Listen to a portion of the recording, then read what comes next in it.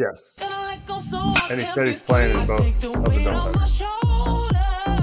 Whoa, come on, man.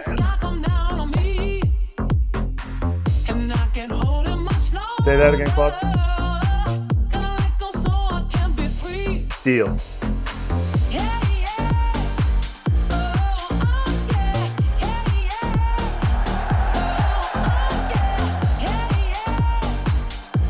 How we doing? FT Live, Scotty Braun, AJ Pierzynski, Erik, Kratz, Jason Kipnis. How you doing, Kip? I'm doing well. Good to see you guys. It's great to see you. Very timely for you to pick a day when we have Max Scherzer joining us. So only the best for you. Yes. Yeah, lucky me. Yeah, kind of a big deal coming off the trade. So we'll get Max in about an hour. Ken Rosenthal in 15 minutes. We'll talk to influencer Sheffield Shuffler at the end of the show. No Rowdy. Rowdy's scared of me. I'm scared of his finger. Why? Because you sent me the picture and that looked like a horror flick. Don't shag if you're fat. Rowdy will join us tomorrow. Double header for him. That's perfect. Well, exactly. Double header for him because he's on rehab assignment. Games. I know, but you can't do an FT Live interview while you're in the minors. Yes, he's DHing. He could do it between at bats. Yeah, right. That'd be awesome. Be like, hold on, guys, I got to go hit. No, we punch out and he'd come back and we'd make fun of him. We could watch it live. We could mic him up. That'd be epic, by the way. For anyone, we've actually gotten a lot of inquiries lately that's wondering, foulterritoryshop.com. Some people are like, how do I get a shirt? It's very simple. So just wanted to throw that out there. It was a big day yesterday. So let's pop off. Presented by Candy Pop. Got a little M&M's action next to me. Michael Lorenzen. I think some teams might want to rethink not trading for Michael Lorenzen. And Kip, props to the no-hitter for him. He's at, what was it? I think 111, was it?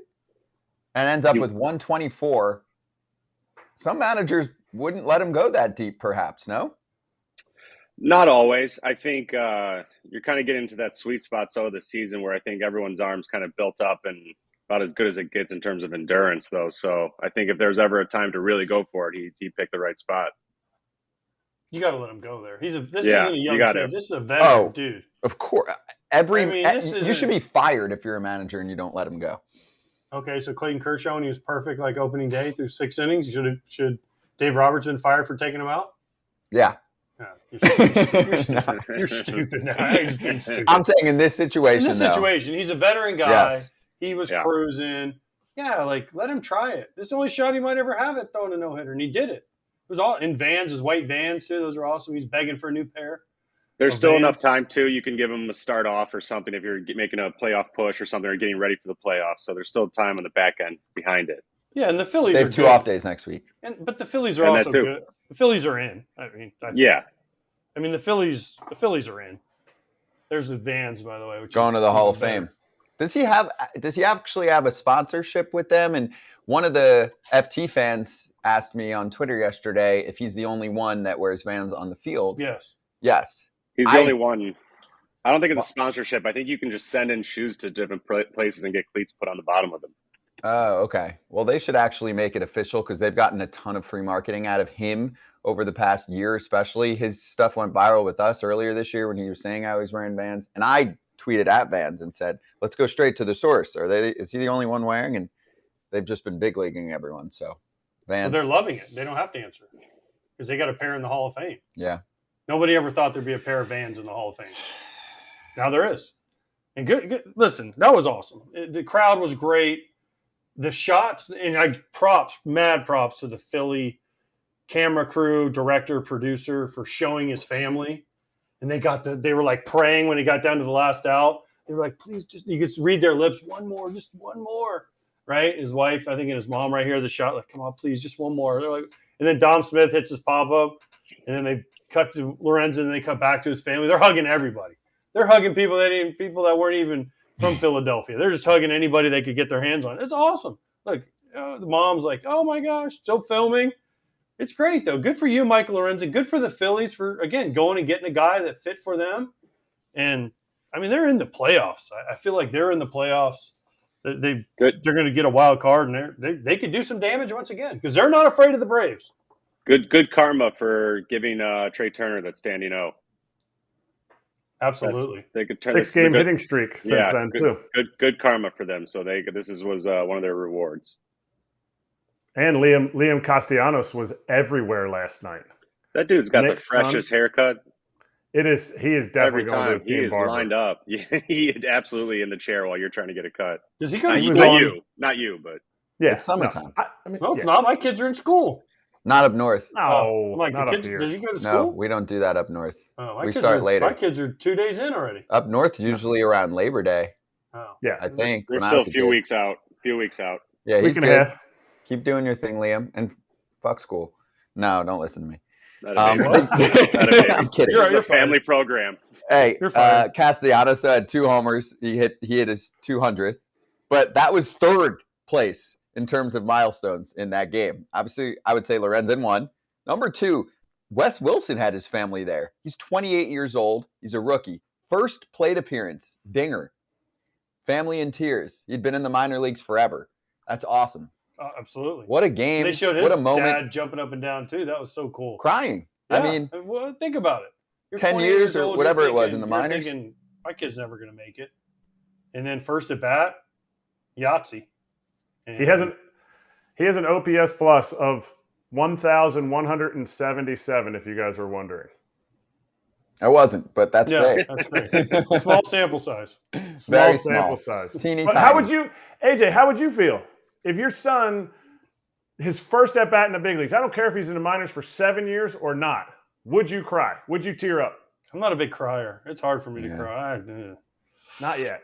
You didn't ask me There you about go. my son, but I would not probably cry. I don't have that in me. I'm not a No? crier. Yeah. I'd just be super happy. My wife would be bawling, but I would be not. I would be very happy. Crying though is just I don't really have a lot of crying in me. This is an unemotional studio in Orlando. Yes.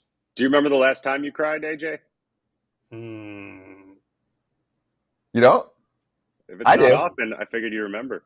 Yeah, I've only cried a few times in. And if it in, brings up like, something, 15 years. no need to say it. Don't- If it brings up something. If it brings up something personal, you don't need to mention it. I've got No. I honestly I funeral ever. Like I've got a couple You know what, family that was- members yes, where you're a at the funeral. funeral. There's been You know what, tears shed. That's it for me. Probably 2012. Our BP thrower passed away the first series of the year we had to do a funeral to Kevin Hickey, rest in peace. He was our BP thrower, and we had to we did a funeral during the year, and we were the pallbearers, the players, and then I had to go up and give a eulogy. Oof. You want to talk on a game day? You want to talk about one of the hardest things I've ever had to do in my life, and I don't have a fear of public speaking at all. But to go up there and you're in the church and you're standing there and you're at the pulpit and you're looking down and the family's in the front row bawling and you're like, Yeah. It's what not, do I say? And not you fun. have it kind of planned out, but you get up there and you just lose control of everything. So that was, there you go, Kip. You completely irrelevant to the big picture of that story, but you guys had a game later that day Yeah. too. You said, did you guys Yeah. win? No. I was going to say that's a Training. tall task right there. Yeah. It was, all of us were at the funeral. Obviously it was awful for the family and awful for everything. And, still have, memories of him. He was White Sox out the whole time I was there and threw BP to me every day. So it was just one of them things. It was awful. On a positive note, Yeah, let's get back. Let's get back to back. Lorenzen. Yeah. I do have a Please. question for you guys. So, if you were Wes Wilson and you made your debut and you're 28 years old and your first plate appearance you hit a homer, would you be like, "Damn, Lorenzen, you're a nice dude, and I'm really glad that we have you on our team, and this is all awesome. But could you have done that tomorrow? Can I have my one day?" Yeah. In post-game interview, it's with Lorenzen, obviously.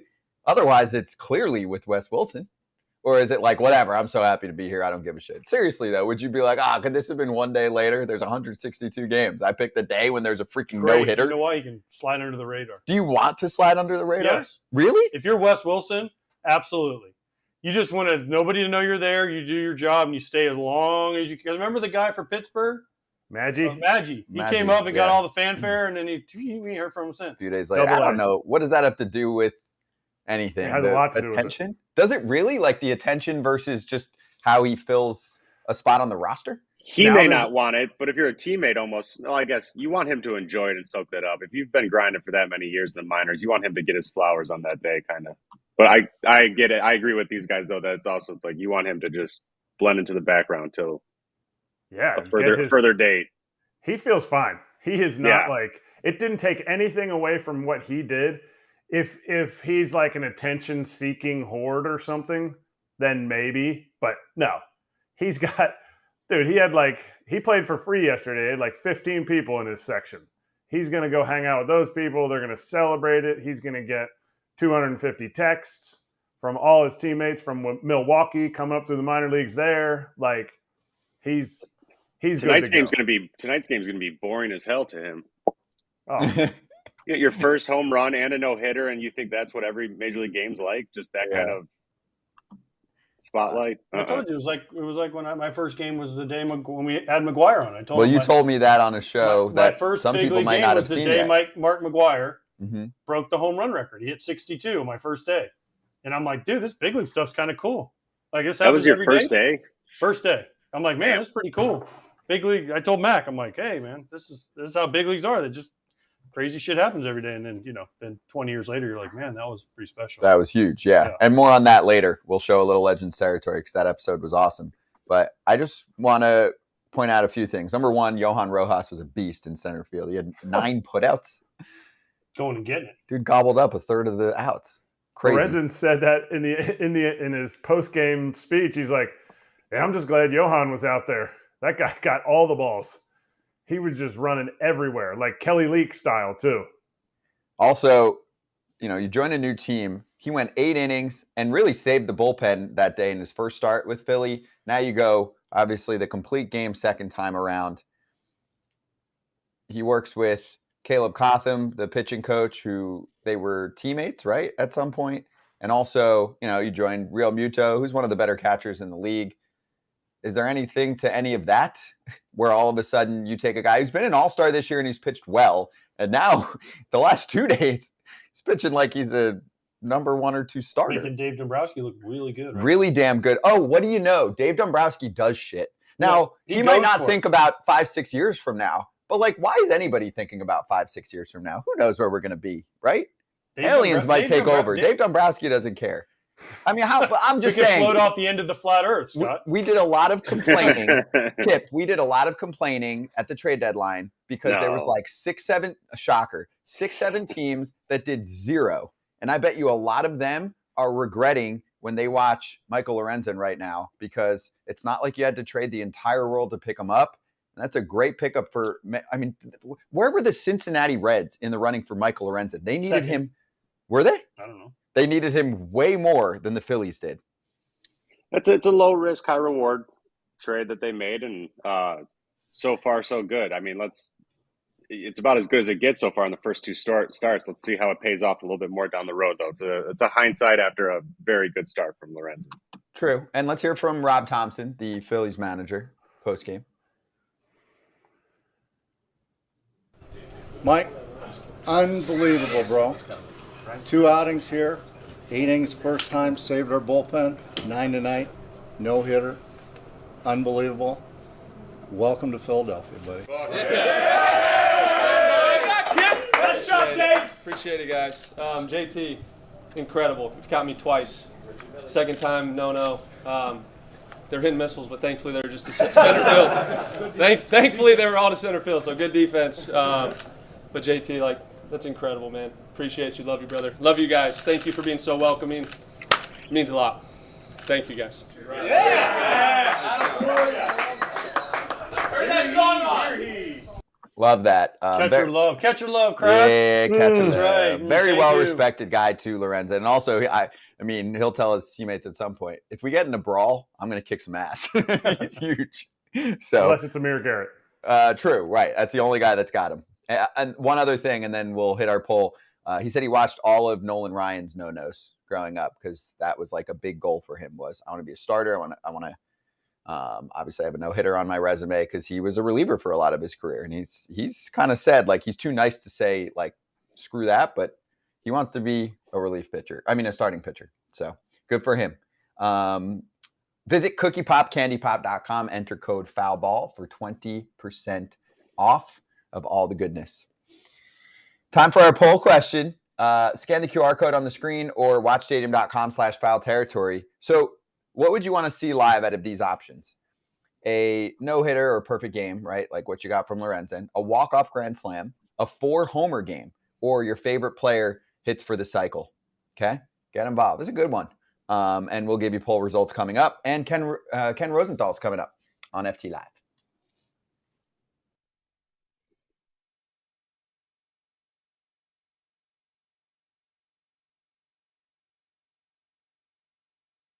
Level, and it really does start at the top. I mean, leadership is something you know it when you see it, and you know when it's not there, but it's hard to define. But it's leadership. It's leadership from the top down. And look, I've known Jerry Reinsdorf as long as you have, and I just don't think he's as hands-on as he used to be. He's a lot older now. And so if there's no accountability starting at the top, how do you expect to get it in the locker room? And that's the answer.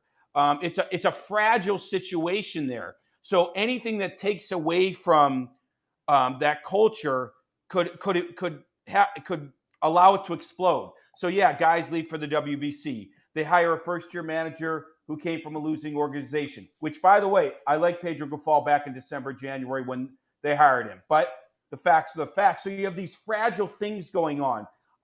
The position player leadership, very fragile. Tim Anderson's whole situation, very fragile. So when you get off to a bad start, which Rick documented the other day talking to the media, all of a sudden you have nothing to fall back on. Yeah, and the bottom line is you learn more about individuals through adversity than you do success. Can you hear me, Scott? That's why 21, fine. Terrible division. They win by 13 games. But as soon as adversity hit, they had no leadership to fall back on. That's the best way I can describe it. And now back to foul territory. Let me know when I can be on. I'll stay silent until Jared tells me that I'm good.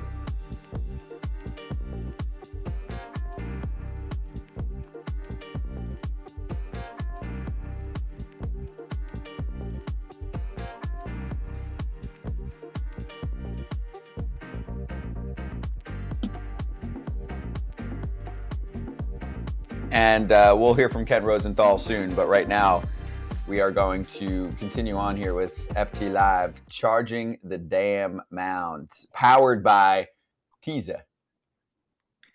Okay, so the San Diego Padres closed up the clubhouse for about 20 minutes after the game for a players' meeting.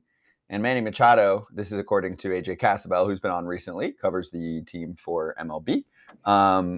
Machado called the performance tonight, quote, unacceptable. He added, quote, it's all up to us. There's 26 guys in here we believe in. You just got to play better baseball. Now, I think maybe he should have said about half of those guys have bats and they need to play better baseball.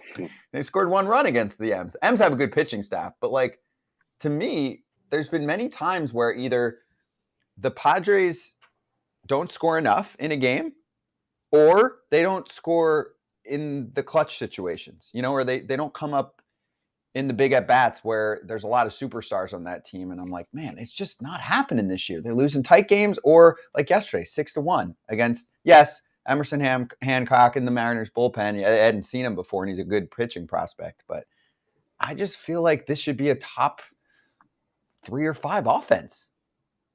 What makes you feel that way? The 5 perennial all-stars they have at the top of their order? That'll do it. In their prime? Yeah, in their prime. And they're mostly having good individual years, you know? Yeah. You're in the majority to think that this offense, which, I mean, goes to show that's baseball. You can't just write in the lineup and expect it to work out every single time. The season's too long and guys go in and out of slumps and streaks. But if you're Melvin and you're writing that lineup, you would think you'd be getting more than 1 run or some of the runs that they've been putting up each game. So I think this falls in the offense a little bit. Machado out of the superstars might be having the most down year of them, right?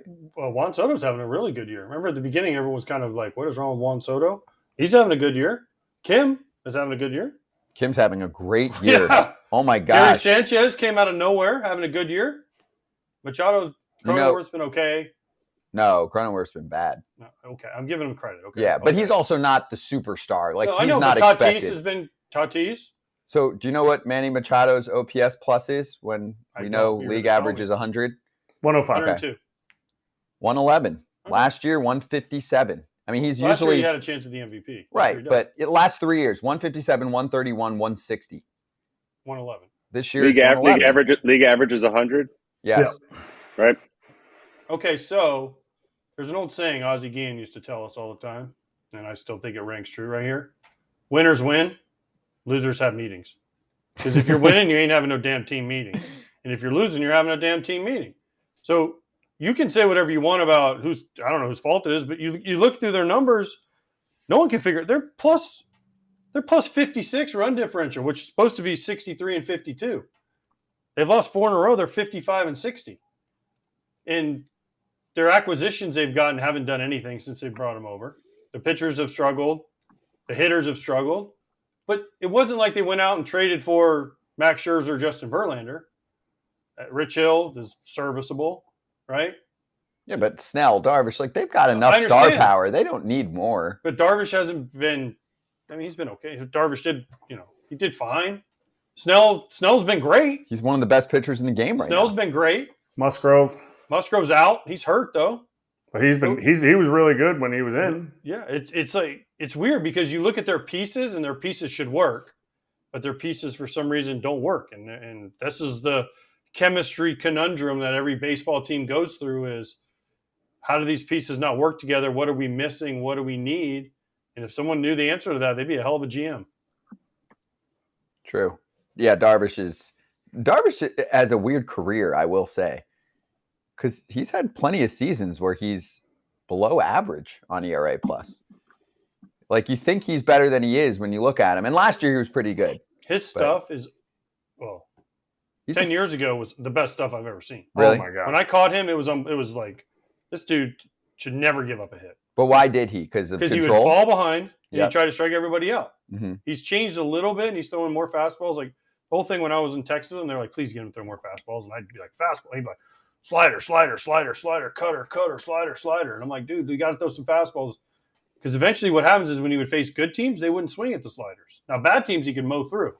But the good teams would just take them, and then he gets behind, and then he has to throw that get me over slider, and guys would whack it.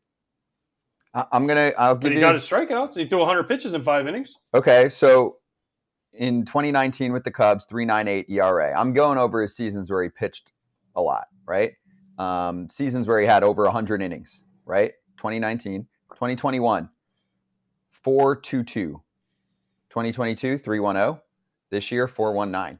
He's more of closer to a 4 ERA guy than he is a 3 ERA guy in the past 4 or 5 years. So you're getting an average pitcher. He just signed him to a big deal. He signed him to a big deal, but he's been pitching mostly like a fourth starter, right? 4 ERA.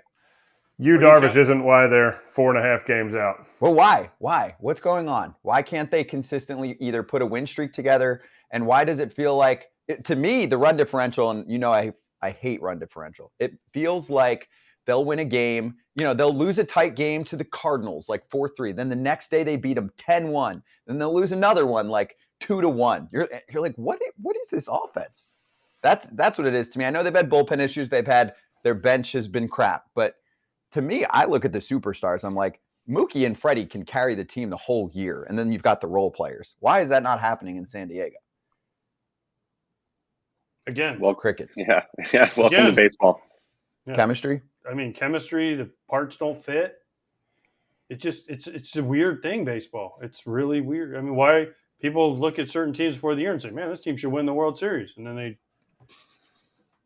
don't make the playoffs. It's happened. It's not like this is the first time this ever happened. No. They play poorly late in games, too. They've had bad base running mistakes, untimely defensive errors. Bullpen issues at the wrong moments. Usage issues. I don't think people would argue that if you said, Bob Melvin's a really good manager, but there's been times where people have questioned his bullpen usage. Not us, but other people. He's had a down year. I think managers can have a down year. As Paul Konerko used to say, even managers have bad years. Yes. I agree with that. I think that's an underrated thing, actually. Some managers don't push the right buttons every year.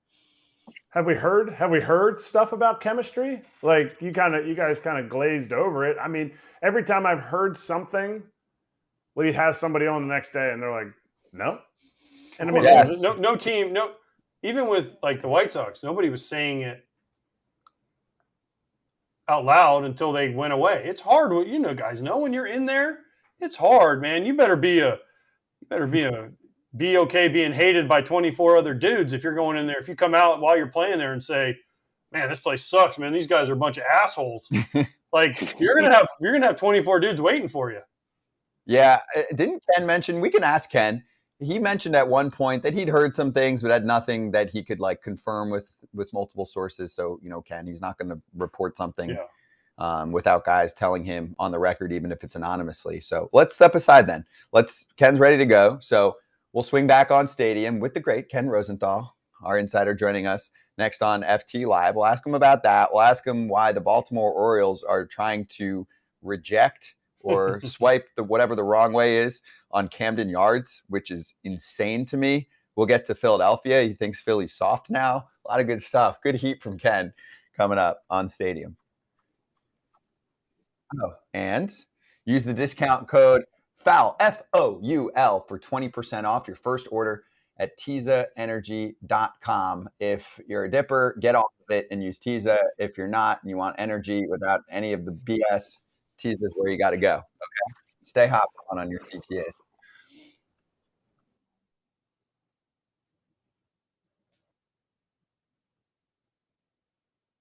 But why Middleton? Why Keenan Middleton? Why was it him? Why wasn't it? It's weird, though. I mean, I love Lance Lynn. Why wasn't it Lance Lynn? Why wasn't it Giolito? If this has been brewing for years, why hasn't it been fixed yet? And then also, when you saw Rick Hahn talk, what was he talking about with Middleton having problems in the clubhouse? If Middleton's the one given the comments that everyone says need to be said, what is Rick Hahn doing by saying, well, he also apologized for things he did in the clubhouse? Well, what the heck did he do in the clubhouse? He looks like he got traded and then called everyone out. Yeah, I don't know what he did in the clubhouse. It sounded like a one-off incident. I don't know what Rick's trying to spin here because they admitted to dysfunction. They admitted to a bad culture. Scott, did you see so all this Middleton post? did was provide some details and some context.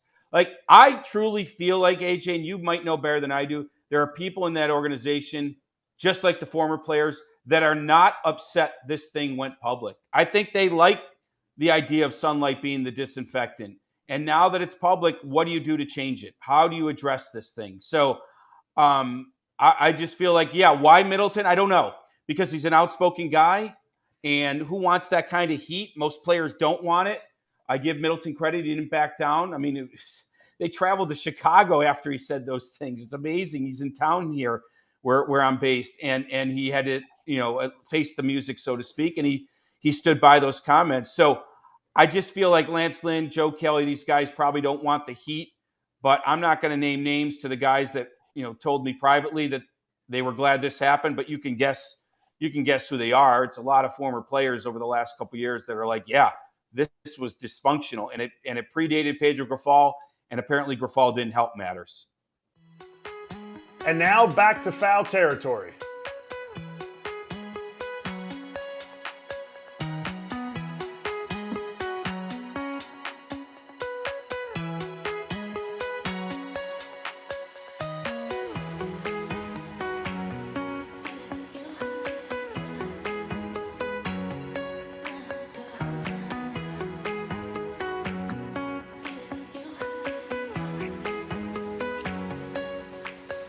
Let's run it. FT Live and Ken Rosenthal joining us right now on Stadium. Ken, how you doing? And I want to start where we just left off with the San Diego Padres because I wanted to make sure I don't misquote you. Obviously, you're on here a lot. Did you say at one point earlier this year that you've maybe heard some things where the clubhouse is not great, but nothing that you could truly report?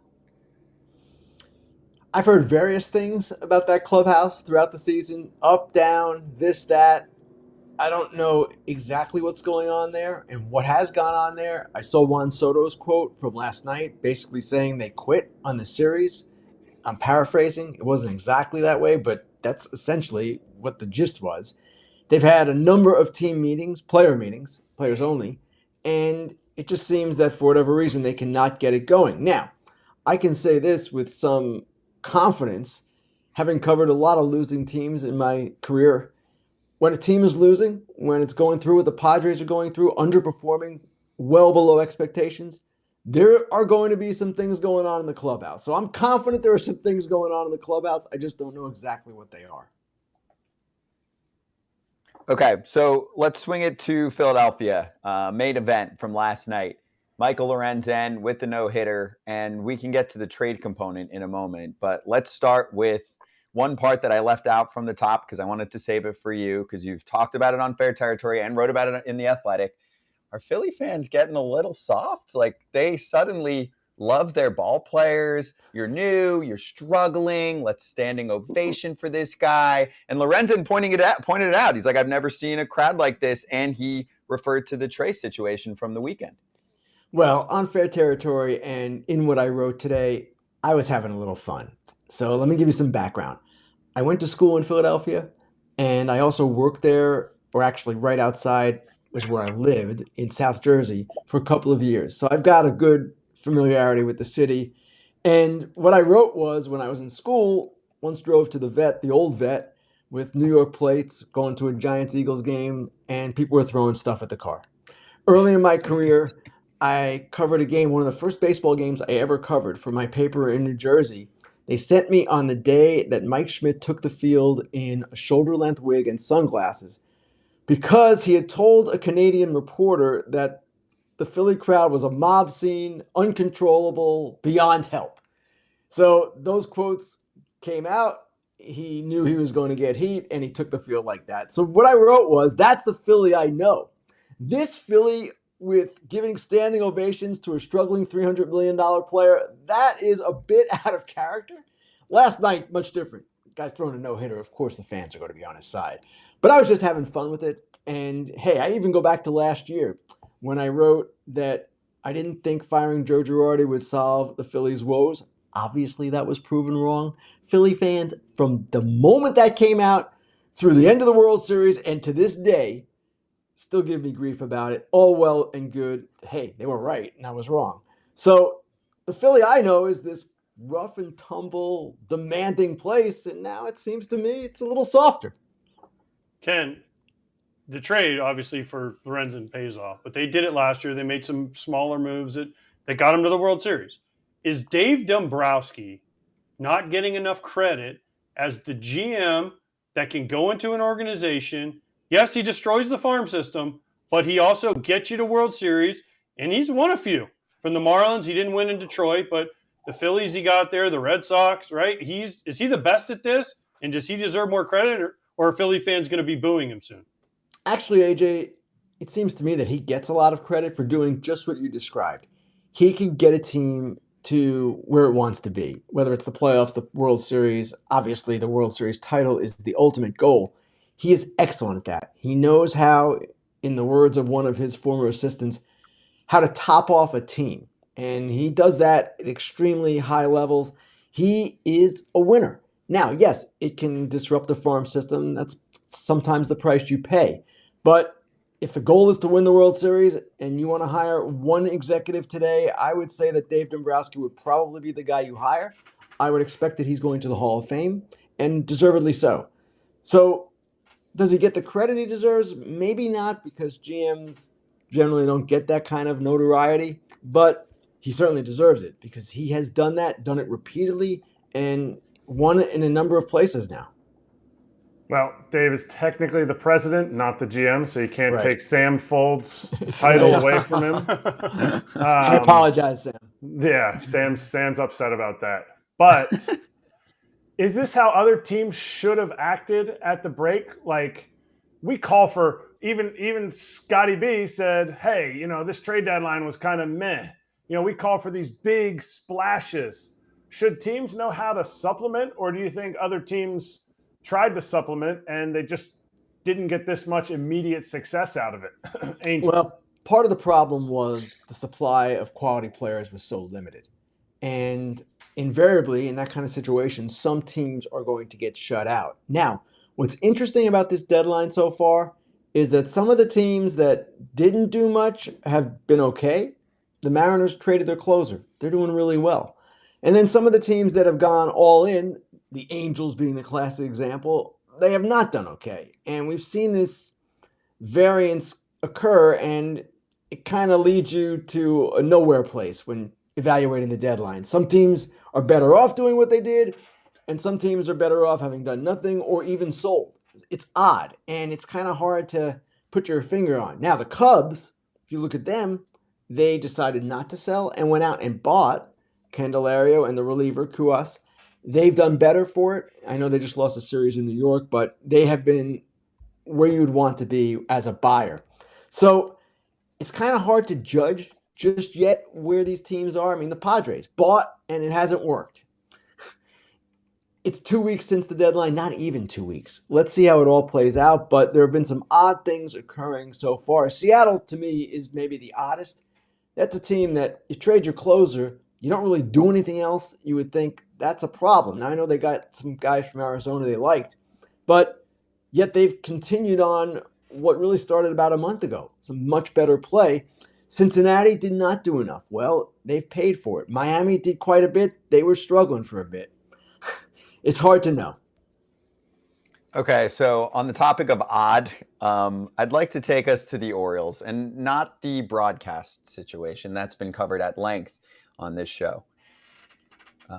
Is there space available at Camden Yards coming up for us to potentially rent it out and use it for FT Live or anything else, since apparently that gorgeous ballpark is being somewhat rejected by John Angelos unless they build him Disneyland around it?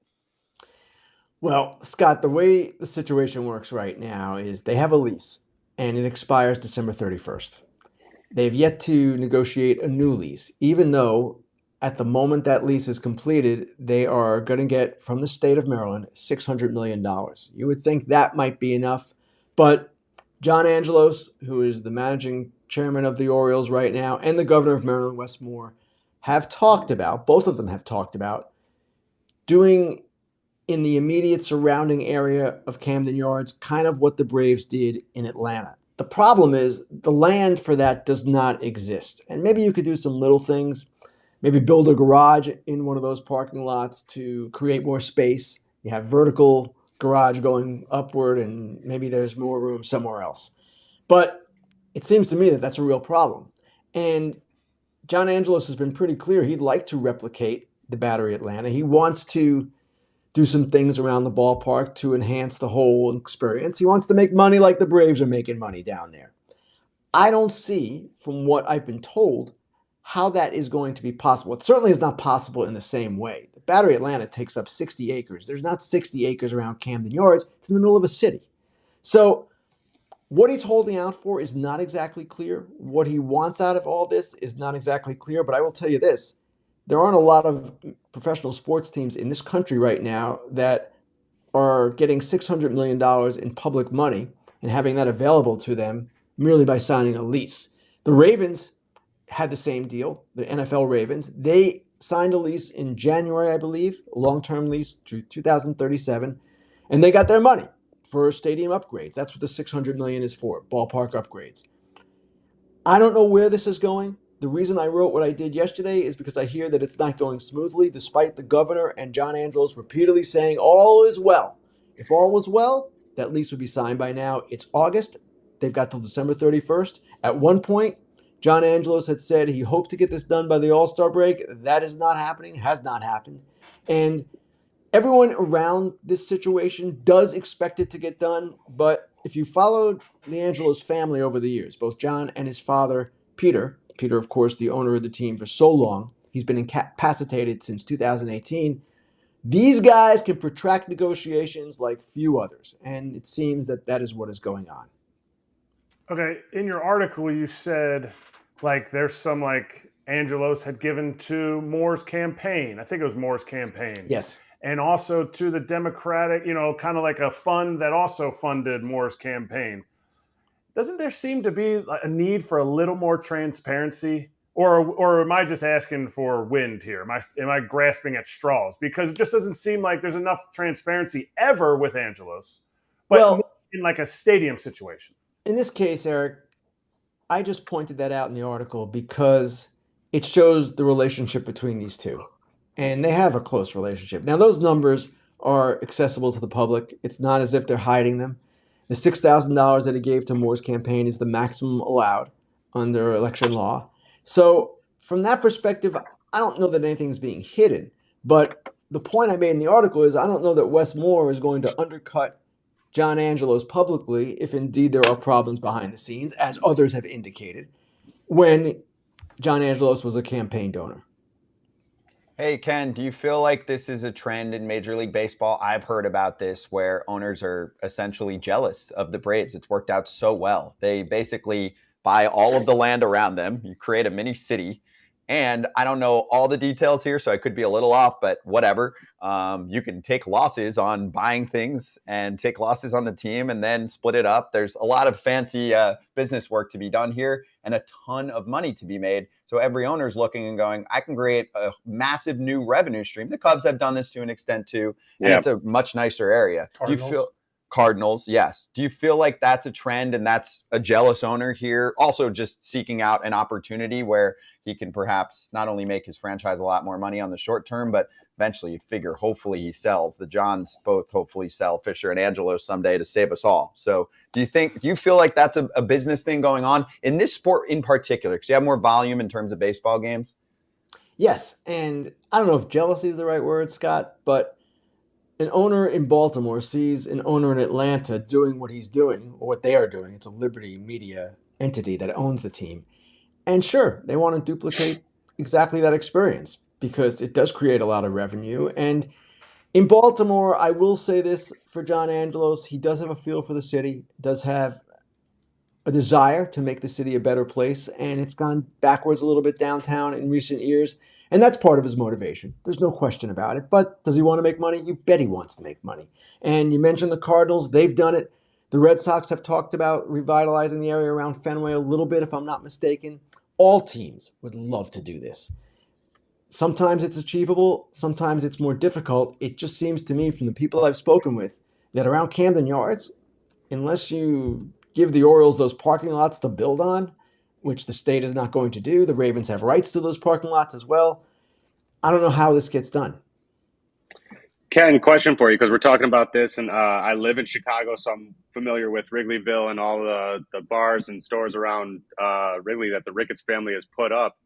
A lot of, and this could be just a rumor, this is just kind of fans that I hear talking or friends who still go to games and stuff. When the pandemic hit in around 20 and all those years where all those bars were closed and not making money, do you think that, how much of a effect do you think that had in the Ricketts decision to maybe, hey, not extend these guys right now, or we can't afford to pay these big contracts and we're going to rebuild for a few years because also I've been losing money on all the bars and everything around there too?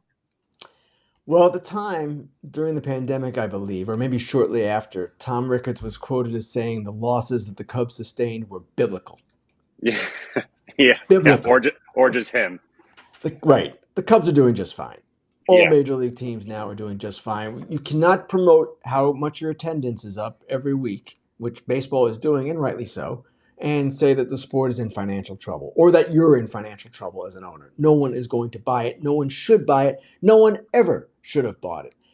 At the same time, it has influenced the way teams have operated, and certain teams are not as willing to spend anyway as much as others.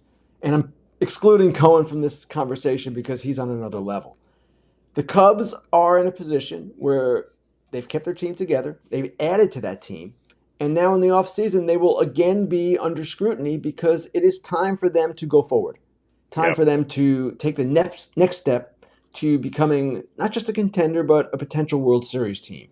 And Bellinger will be one benchmark there, but he's a Scott Boras client. And we know that most Scott Boras clients, if not the vast majority, generally go for the highest dollar figure. And maybe the Cubs don't have that. Maybe the Colorado Rockies bid $1 more, and that's that. Could happen. But if not Bellinger, if not Stroman, then who else? And there are other free agents, not so much on the offensive side, but certainly on the pitching side, that will be available. Ken, let's just say this goes nuclear in Baltimore, okay? And somehow, some way this doesn't happen, which I feel like this is one of the biggest stories we're talking about for no reason, because there's no way it doesn't. They don't sign some sort of a lease. Where do the Orioles play? This is why I think it's all bullshit. Because the Orioles aren't going to play somewhere else. They're going to play in Camden Yards, so they're going to get a lease signed. So I feel like we're talking about this. Were they not going to play in Baltimore? They got nowhere else to go. So it feels like to me the city has all the power. Not only does the city have all the power, they're holding and saying, oh, Angelos, you guys are super greedy. You want every dollar. You won't pay your players. Here's $600 million. We give you? I feel like this is all the Angeloses saying, no, we want more because we're the Angeloses and we deserve more. Screw that, dude. If I'm Baltimore, if I'm the Maryland governor, I'm like, okay, call my bluff and go play somewhere else and get back to me.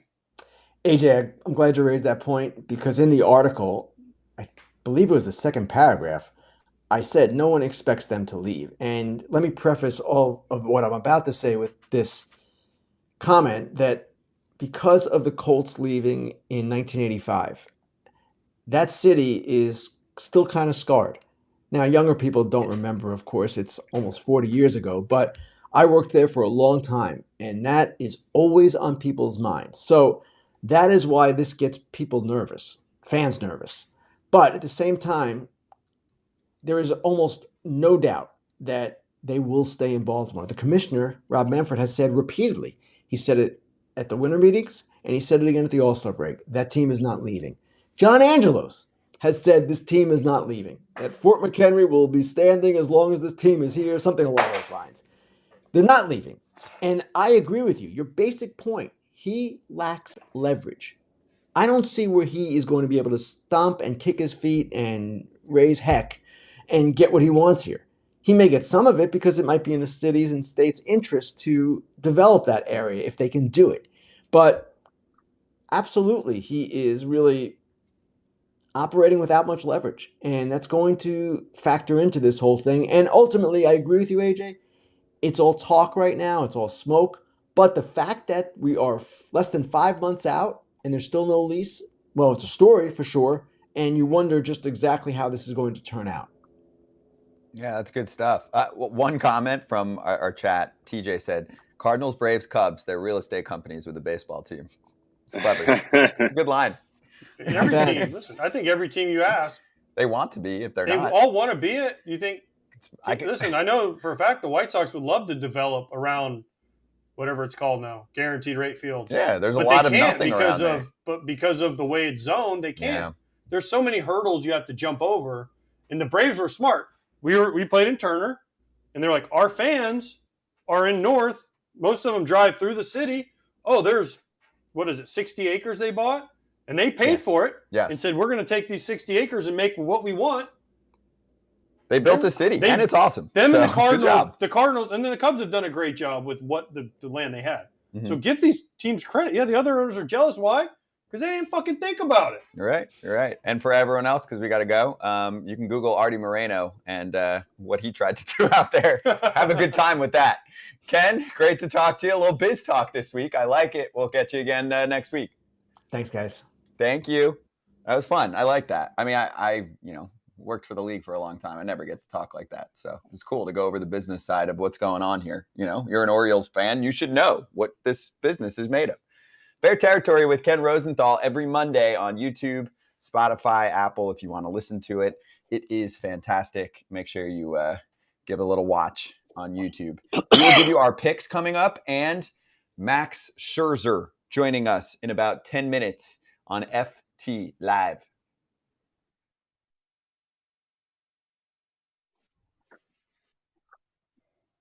Kratz, they need to make an offer that he accepts, though. Now they do. It's easy for any team to say, "Oh, we made an offer," without telling anybody. Like they could have gone to him and said, "Here, 8 years, $8 million." Like he's gonna be like, "Yeah." And then the Orioles said, "Well, we tried." Well, yeah, but come on, let's be serious here. Like, make an offer that he's the face of the franchise now. Yeah, exactly. And they knew it was coming. He was the face of the franchise So in the the day he minor got leagues. there. The day Forget that. Yeah. He was the face of the franchise in the minor leagues. It's a fact. Heck, they should almost be trying to lock up Holiday at this point. Because he's next, right? But all these Gunnar Henderson, got off to a bad start. He's on fire now. Lock Bautista. Lock him up. Think he's that good. Lock him up. Because he's going to cost you $100. He's going to cost you $100 million. Whatever Diaz just got. It's crazy.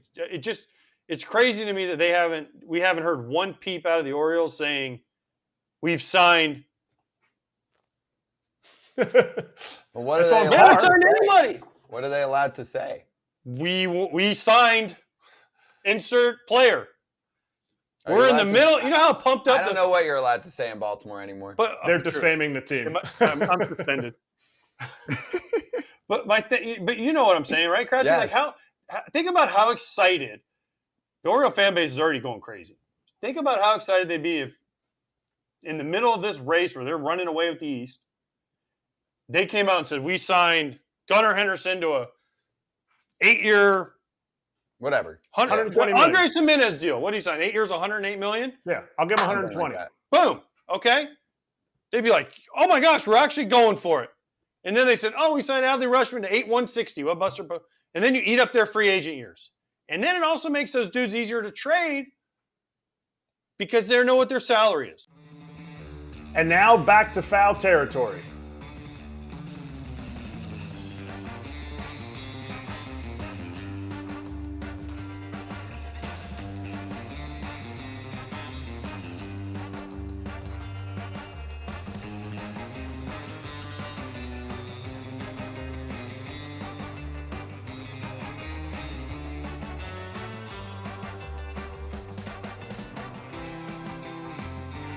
Hey, what timing? Do you know what the MLB free game of the day is streaming on the BetMGM app? So as long as you are a BetMGM customer logged in with a funded account, you can live stream. Which one do you think it is? I'm guessing Orioles. It could be one of their last games at Camden Yards. It's good.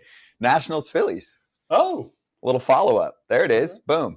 I didn't realize also the Nationals hadn't been no-hit in a billion years. Long time. Yeah, and never as the Nationals. It was going back to the Expos. So that was cool. Anyway, you can watch that game, like we just said. Let's do our BetMGM locks. Wait, hold on. Before we do the locks, have you guys ever been no-hit? Kipnis, yes. Yeah. Kratz, yes. Oh? Nope. I was never Santana. on it. Who got you? Oh. Irvin Santana, like 2013, maybe 12, 11, one of those years. Okay. I was never in the lineup when we got no hit. No? Mm-mm. Kratz? No? Nope. Nice. Same. No. Your locks. How many have you caught? Sorry to cut that off. Two. One perfect, one no-hitter. Speaking of perfect, yesterday you followed our bets. Oh, well done, boys. Wow. Fantastic. Over in Faedo hitting their Ks. You guys both did the same thing. That was cute. And for me, no sweat bet. We were at 8 runs halfway through the game on the over, and Wander Franco had a day for Tampa Bay. It feels good to win. Your updated money bags for us. We are up a combined, what? $15. No, we're up probably a combined like close to 3 Gs with this group alone. Yeah, you're up 15. We're carrying the freight a little bit. You're over that. You're almost 35 hundo. Is it? I can't do quick math. Yeah. A little below 35. Why don't you start? Because we need you to make some money for us. Okay, I'm going. I had a hard time today. This was tough because there's not a lot of options. That's what makes it tough. So I went really off the board. It's plus 120, same game parlay. I'm kind of with Kratz on these strikeouts. Matthew Liberatore, 3 for the Cards, and Zach Littell, only 3, plus 120. I know Littell is kind of an opener, but he's gone 5 innings a few times, so he's starting to get built up into a starter. I think he can figure out 3 strikeouts in 5 innings because every major league team strikes out 3 times in 5 innings. I feel better about Littell than Liberatore. Really? Yeah. Tampa Bay strikes out a lot. They do. Okay. Liberatore's not a strikeout guy. No, but if he goes 5 innings, he should be able to sneak in 3 strikeouts. Agreed. No, I like the it. home plate umpires, but they'll probably, That looks good. And you've got the Tampa Bay game too, Kratzy? Yeah, I got Tampa minus 1.5 run line. I think it's at plus 105. Yep. I think if you watched any of that game last night with Tampa, they're back to whacking. And Wander is I'm hoping I can ride Wander and Jose Siri to another victory here. I feel like they're going to come up big against Liberatore. I do like that K prop. You could have added a little extra that you put in there, AJ. Littell walks a batter every single outing of this season. So you could have added to it to get yourself a little bit higher plus. AJ's like, I just want a dub. Yeah. We're getting too greedy. And you're at plus 120. You have the longest odds of the day. Yeah. So here, Kip, you go because we picked from the same game, different situation. But what do you have?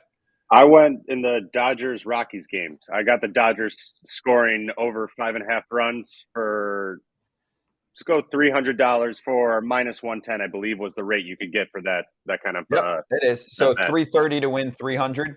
Yeah, for that prop, I believe. Okay. And you got over 5.5, you said, right? Over 5.5 Dodgers runs. Nice. tonight. Okay. So I'm going Dodgers run line at minus 1.5, and then Mookie Betts to get 1 hit.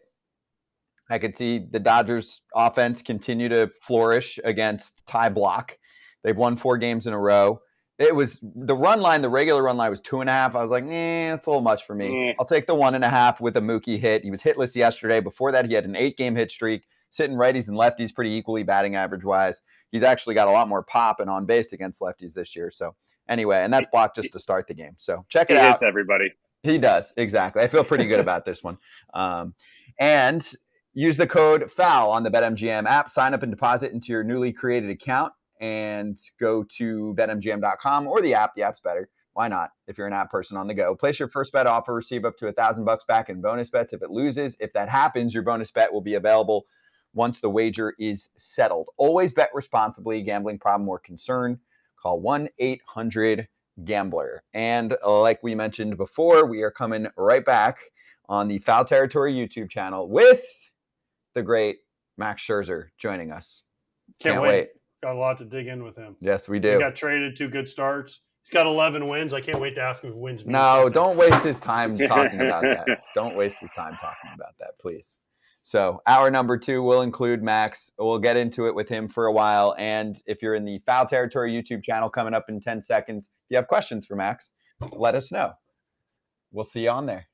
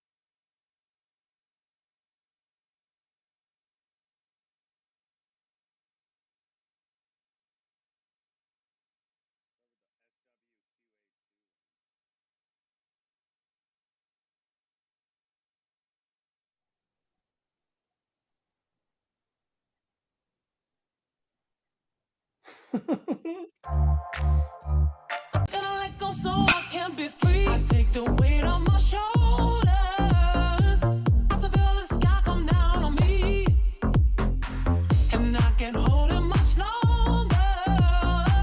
Gotta let go so I can be free. Yeah, yeah. Oh, yeah. Yeah, yeah. Oh, yeah. Yeah, yeah.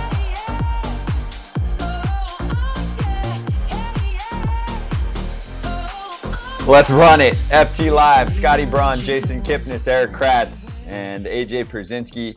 Max Scherzer joining us soon on the show. Can't wait. We'll play a little Immaculate Grid coming up later on. Very popular. There's been a lot of controversy with the Immaculate Grid. Yeah. You had some. I had some. What was yours? Well, they put World Series champ. Yeah. And you put guys that were on the team and they got a ring. Like Mike Fiers. Tony Cruz on the Cardinals. There was a bunch of guys. But they didn't play in the World Series. But then I tweeted at them and other people tweeted and hit them. And then they changed it to World Series roster, parentheses.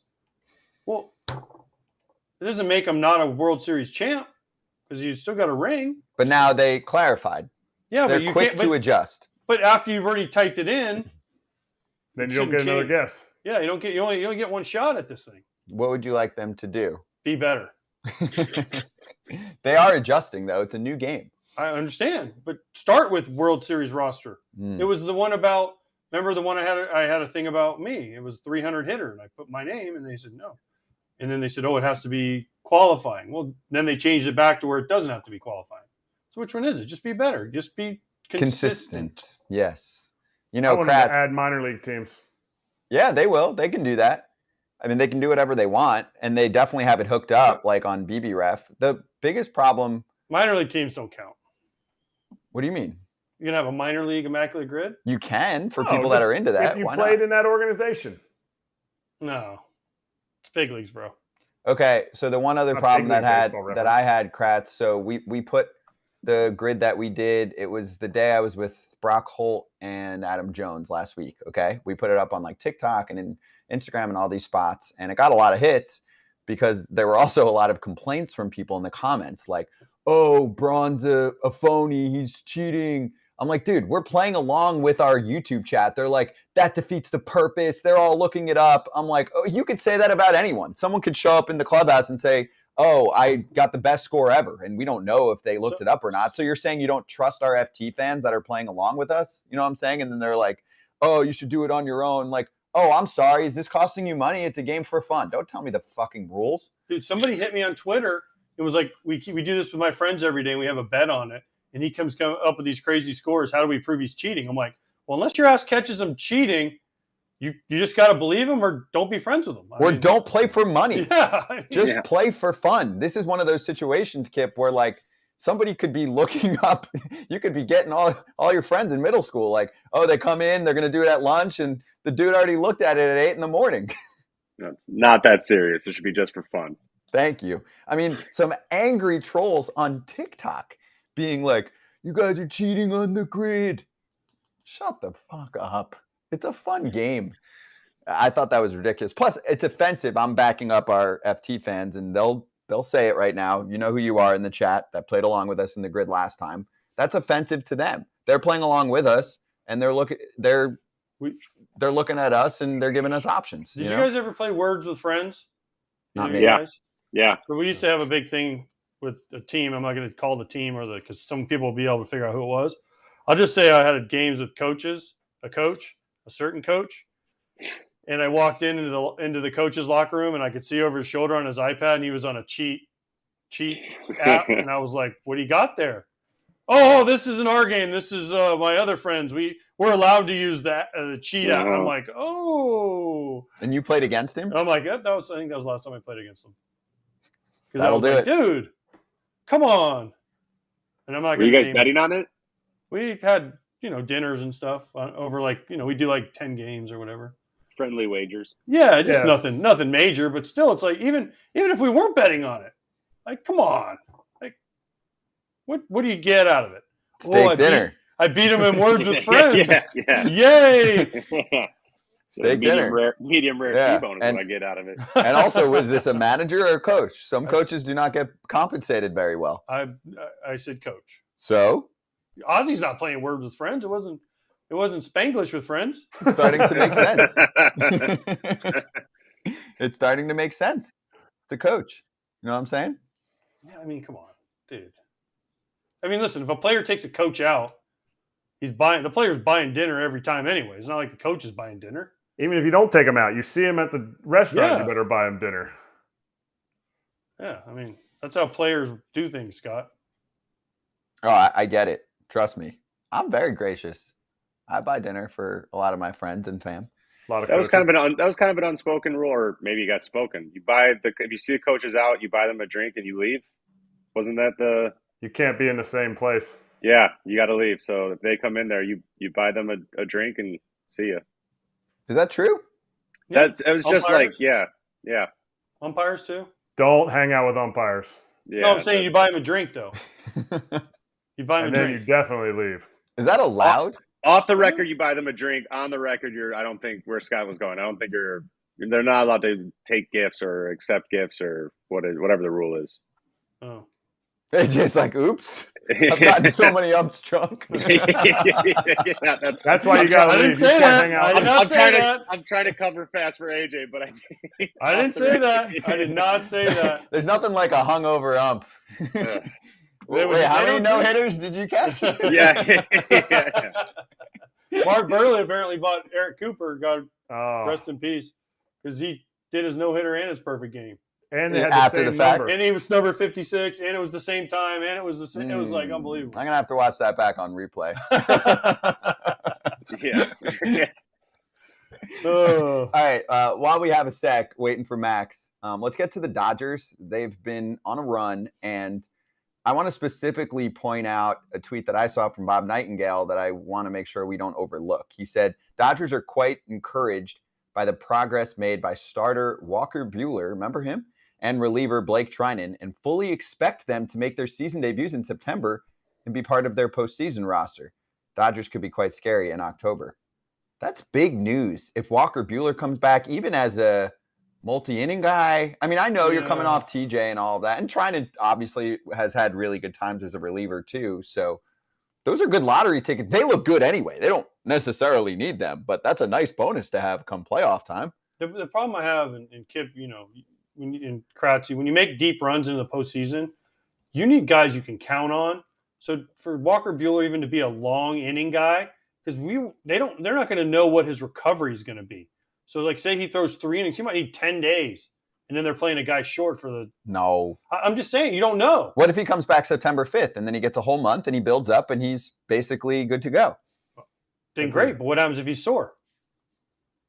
Then you don't pitch him, or you put him on the IL, even in the playoffs, and then you bring up a different pitcher. It happens all the time. Okay, I'm just saying it's a question mark. Treinen's more because he's a 1-inning guy, so he's more of a thing.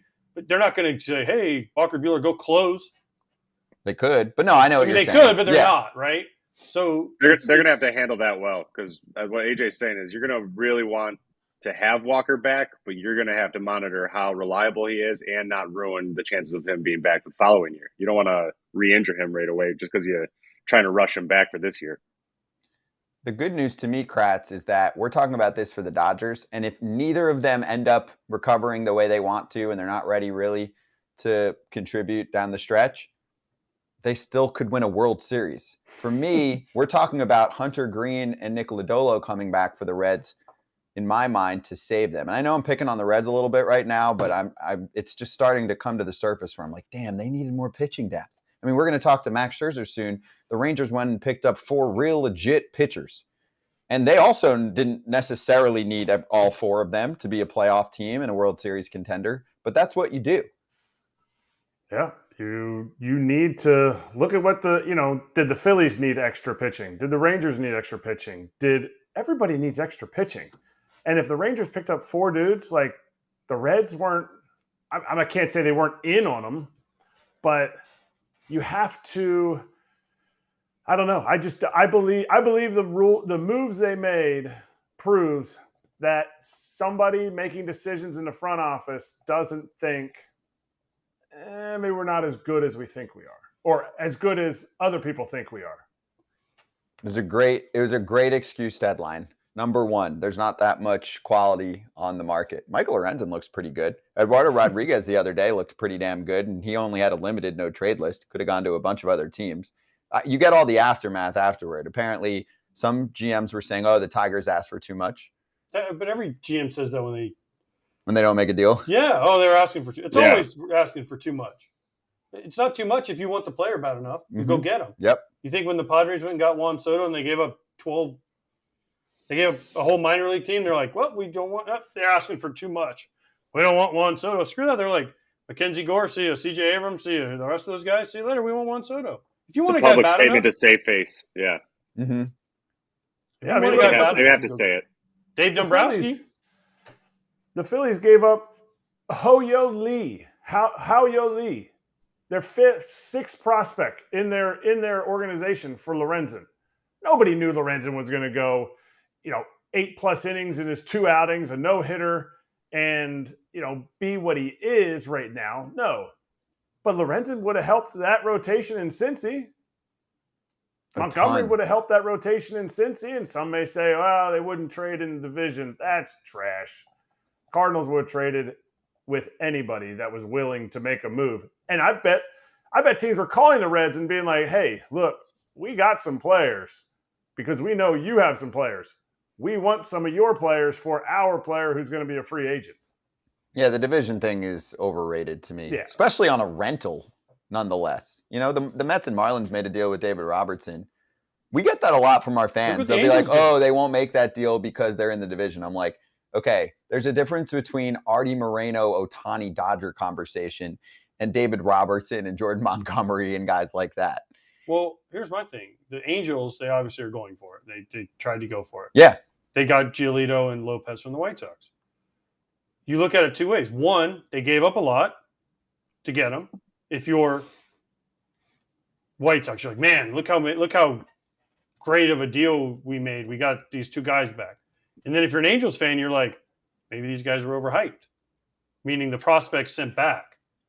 So there's 2 ways to look at it because at the end of the day, nobody really knows what's going to happen. Nobody knows for a fact. Unless you're trading established big leaguer for established big leaguer, you just never know. Injuries, shit happens. There's just things that happen. Guys don't pan out the way they're supposed to. I mean, how many times have we seen, who was it? I think Bob Nightingale or somebody whoever did the tweet about percentage of guys that are traded that end up being big leaguers? Not big leaguers, but like impact big leaguers and this and that. It's very small. Mm-hmm. It's a very, very, very small number. What about the Real Muto trade?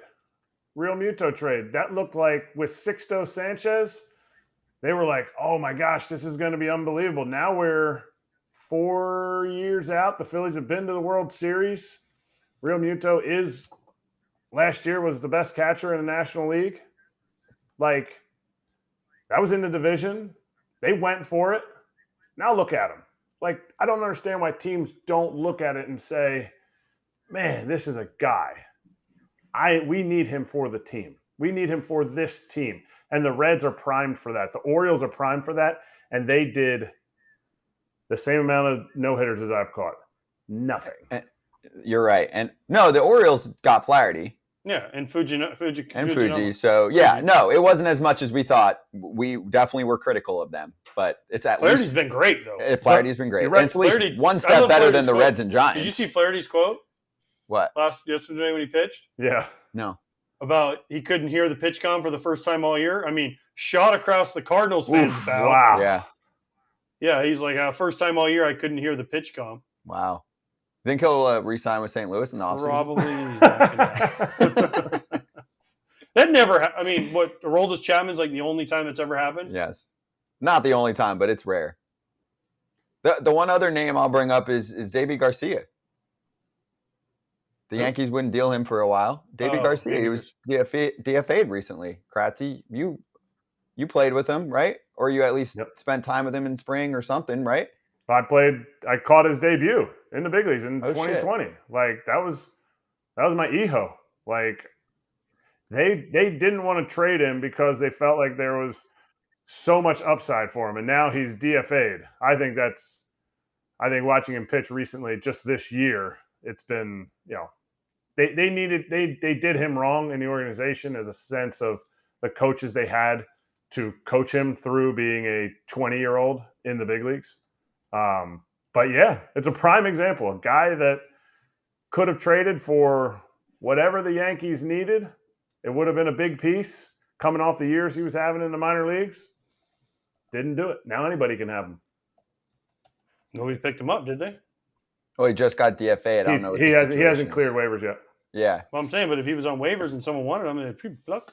I was in Derek, who works behind the scenes with us, who runs NYY Recaps, does the post game for Yanks on YouTube, and I was like, Luis Severino against Davy Garcia in a future ALCS at some point. Let's see if Max can hear us. Hey, Max, are you here? Uh-oh. Oh. I think he hears us, so we're close. Max is looking good. Yeah. Max Got has his us. hair done. Good beard, haircut. Hey, No wonder there he's it is. pitching well. Max, we got you. How you doing, man? Oh, no. No, we lost. Uh-oh. He's gonna kill me. It's He's okay. gonna AJ's throw a not a ball good at my- friend. Yeah, he's gonna throw a ball at my head the next time he sees me, which will be coming up here pretty quickly.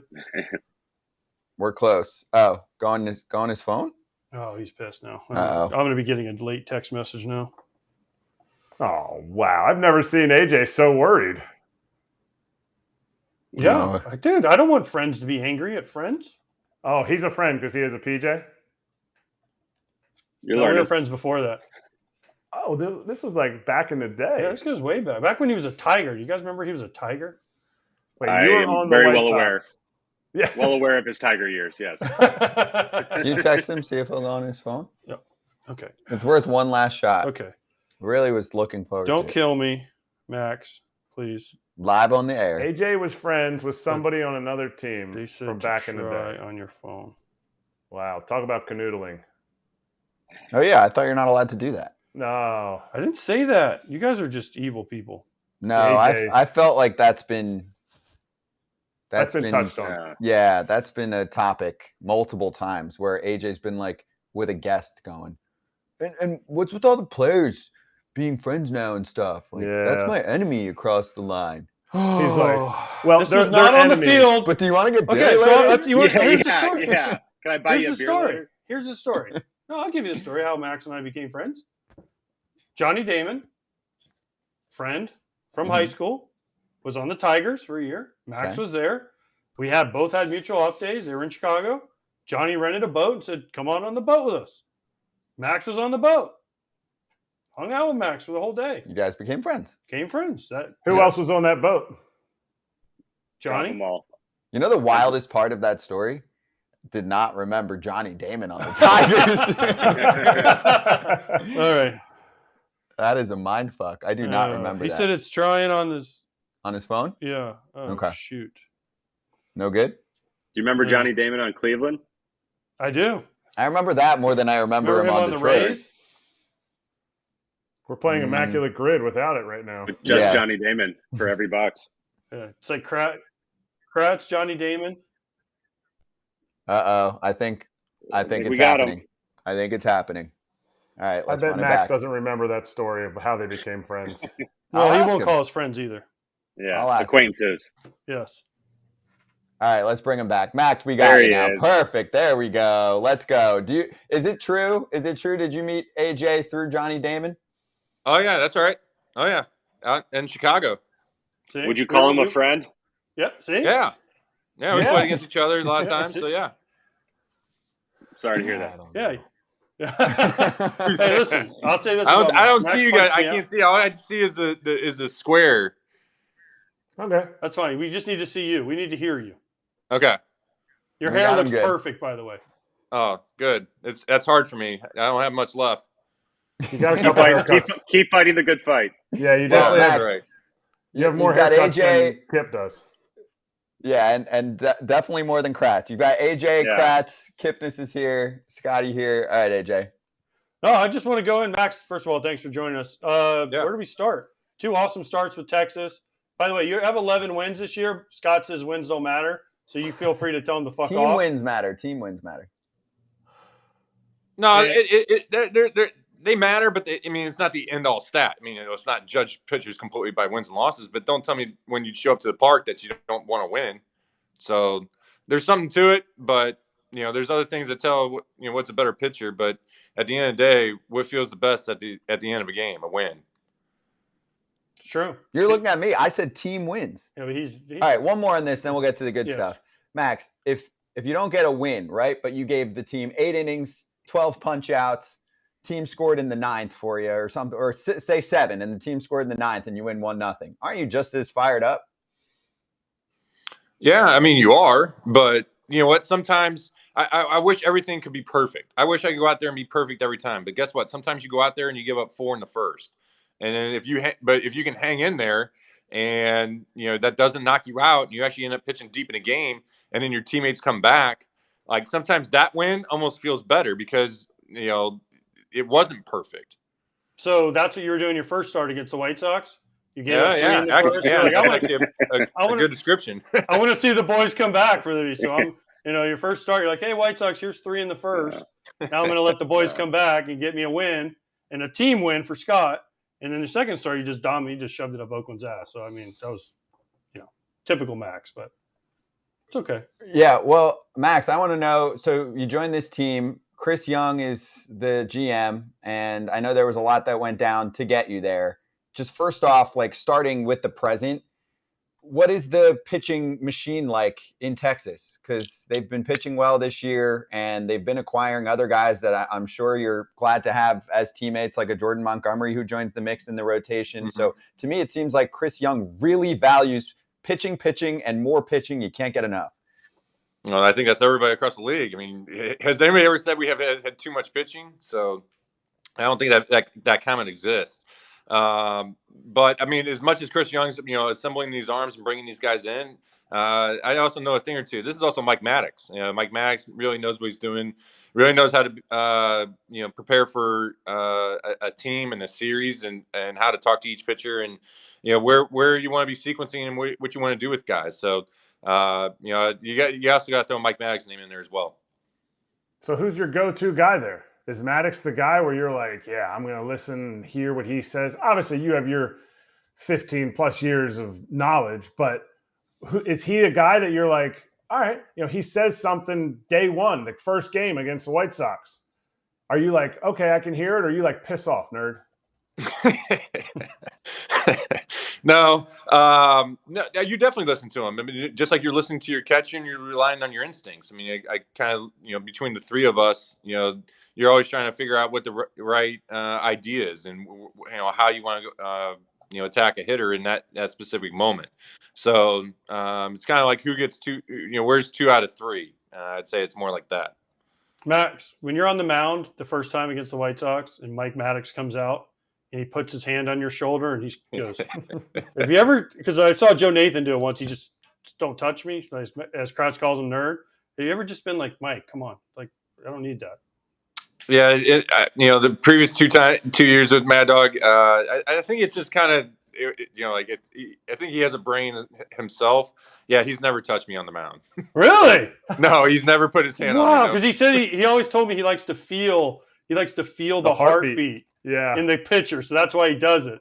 Wow, he's never touched you. Wow. Yeah, I think it's pretty well. I think it's pretty self-explanatory. Yeah, don't touch me. Well, did you hear? Remember, we had Stripling. Yeah. Were you on for that show? Maybe. Oh, Kratz, do you remember Stripling? What he said? Tell Max about how he holds his mustache on when he comes out. No, Stripling went to get a high five. Oh, from Max. Yeah, at the All-Star game. Stripling's story about Max at the All-Star game. He said you were pitching, you were starting, and you went to give him a high five. Or he went to give you a high five, walking in the dugout, and you're like, don't ever try to give me a high five. Yeah, that sounds true. Yeah, I just don't do high fives before games. Like, I'm just locked in. Like, there's no fist pound. That's for the other 4 days. When it's my day, like, nothing else matters. Oh, wait, are you the guy that gets there super? Because we had a guy named Rick Reed that would get to the park at like 1 o'clock in his start day, and he'd just sit there and you couldn't talk to him, you couldn't say anything to him. And then we had guys like Mark Burley that would be bouncing around, talking, high-fiving everybody. So you seem more like the Rick Reed type, the don't talk to me day. No, I'm actually both. I get to the park, I'm actually as loose as can be, talking with everybody, like, in on all the jokes, in on all the all the pools and whatnot. I'm completely normal. Do my preparation, and obviously, then once I put my headphones on, then that's when I lock it in, and that's when I don't talk to anybody until I come out of the game. How does this trade differ from when you went to the Dodgers? For you, I think it just, for me, just baseball wise, I mean, this is similar. I mean, you're going to a good team and, you got a chance to be able to win. Maybe the Dodgers are a little bit more veteran. This team, the Texas team's a little bit younger. it's similar on the baseball side. You're going into a winning baseball team, and it's a put. You get it with the winning atmosphere, and all of that changes. I mean, the wild side is everything that's going on outside of the field, and that's trying to move the family across the country and all everything that's going down. So yeah, it's for my wife. It's absolutely hectic, but because we learned our lessons with the Dodger trade, I think we'll be able to navigate this trade a little bit better. Was this one more shocking? Because if, we one of our combos with you probably was like April 1st or even before that. Percentage chance back then, if I would have said, hey, what's the percentage chance you think you'll get traded? You would have been like, dude, what?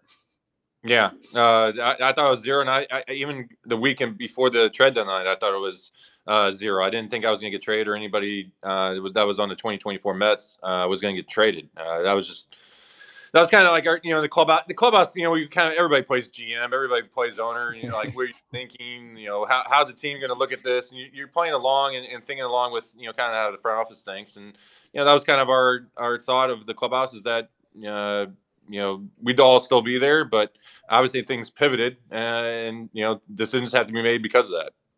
Max, were you when it started happening, and you obviously the story's out there that you went to the front office and said, "Hey, what's going on?" You have to be grateful that they came to you and gave you an honest answer. I know it probably wasn't the answer you wanted, right? Because if I'm a player and I go to them and say, "What's the deal?" and they say, "Well, we're not going to be good for 2 years, possibly, maybe 3 years," you have to say, "Well, thank you." I'd be like, "Dude, thank you so much." Whoever you, I don't know who you talked to, but Epler and Cohen, whoever, Buck, I would have been like, "Man, thank you. Yeah, sure, I'll accept the trade to Texas." That would have been like, "Yeah, they're going to be good. They're trying to win. Let me get the fuck out of here."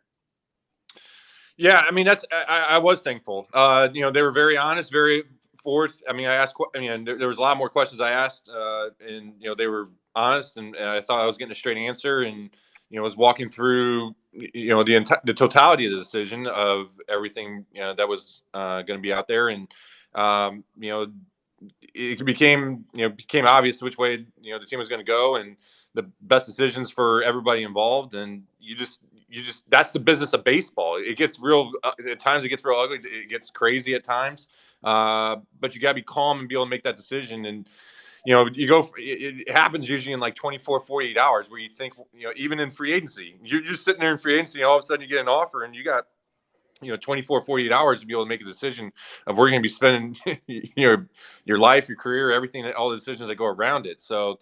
I feel like I've had to make so many, baseball decisions like that over my career. Between my wife and I, we've gotten pretty good about keeping calm. And, as it gets crazy and you start thinking about all the different layers to, a decision, to be able to sit there and be able to be calm and be able to make the right decision and, do what's best for your career. What will you miss the most about the Mets or New York or anything that involved that signing? Really, the guys in there. Really, from competing against them all those years with the Nats to then flip the script and actually join them.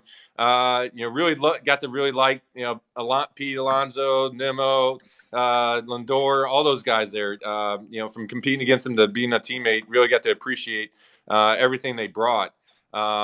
So you signed up there to win, and you really thought we'd have a chance to win there, and obviously we didn't, and so that's what stinks. But yeah, I'll say the clubhouse is the thing I'll miss the most.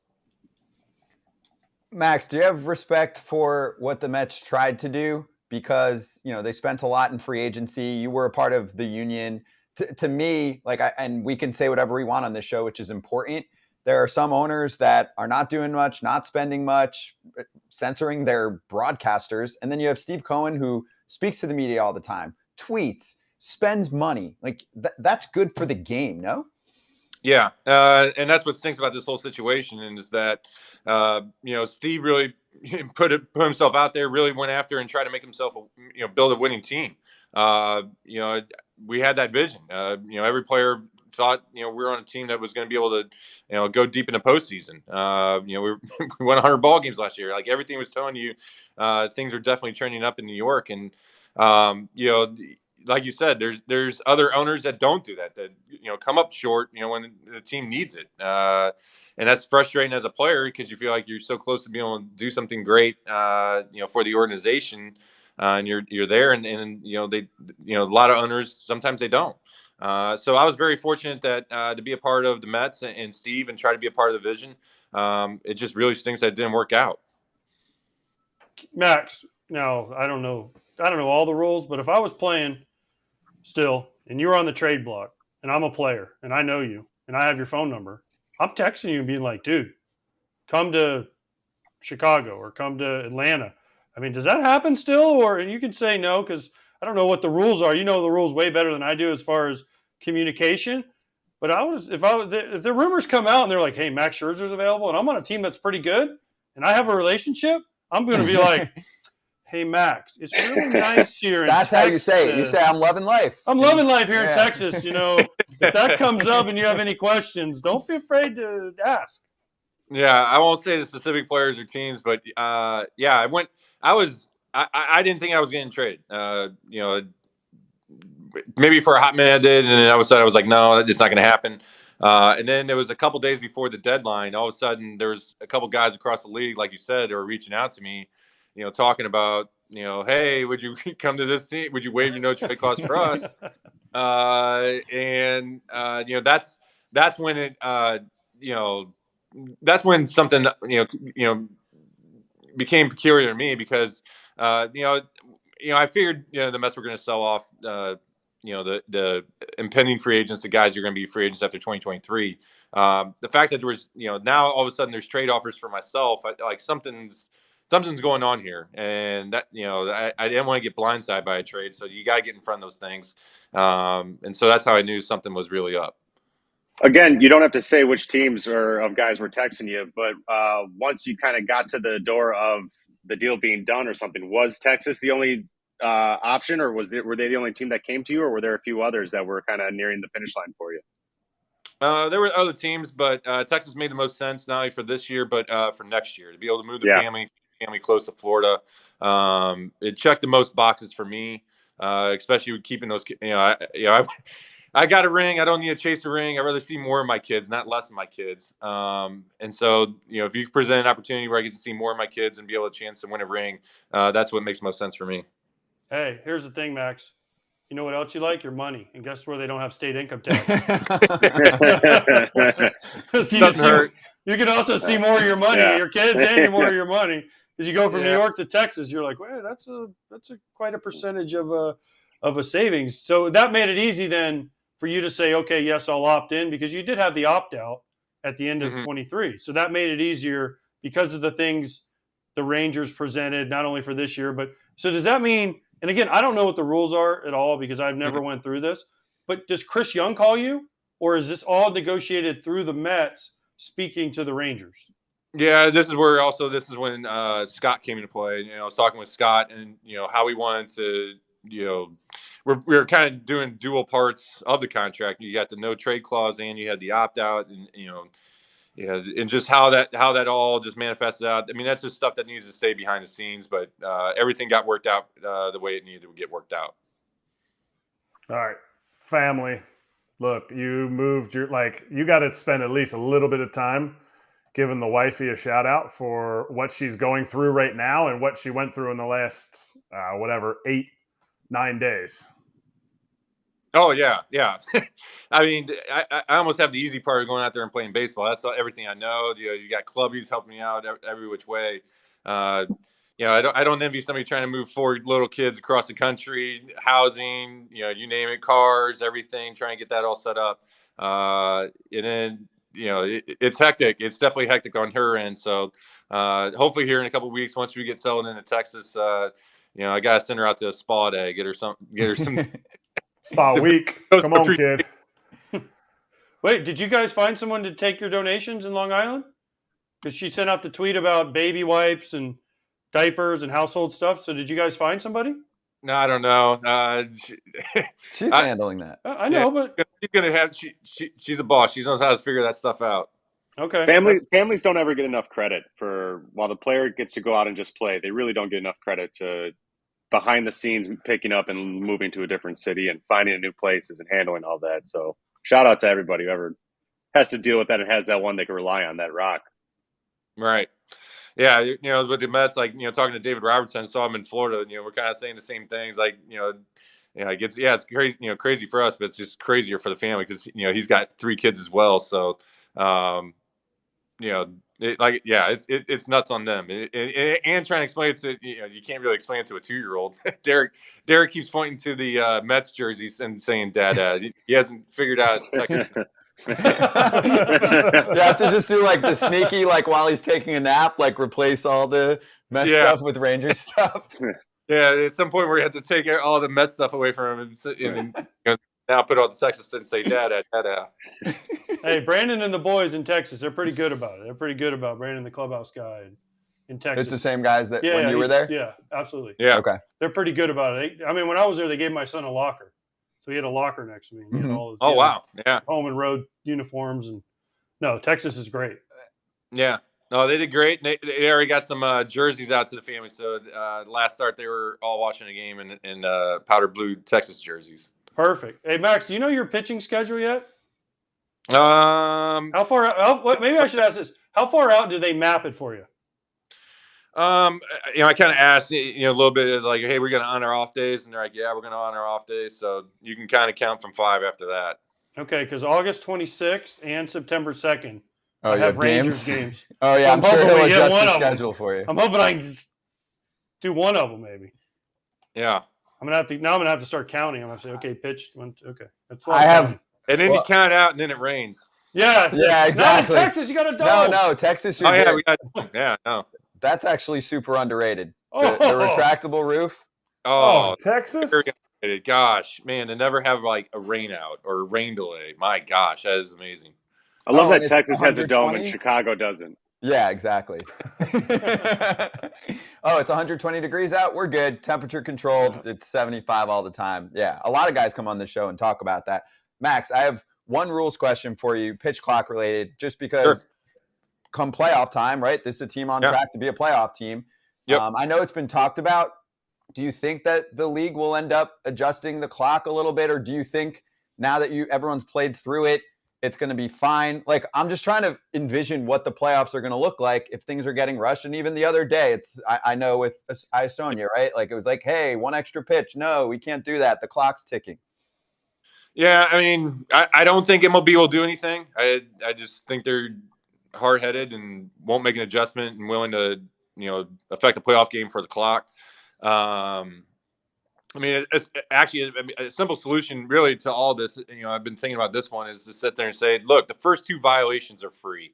Like, look, everybody's trying to play. You rarely ever see 3 violations in one game. Everybody's trying to, like, it's a part of our routine. Everybody's trying to comply with it. The one time you don't comply with it, it's usually over a second, 1 or 2 seconds.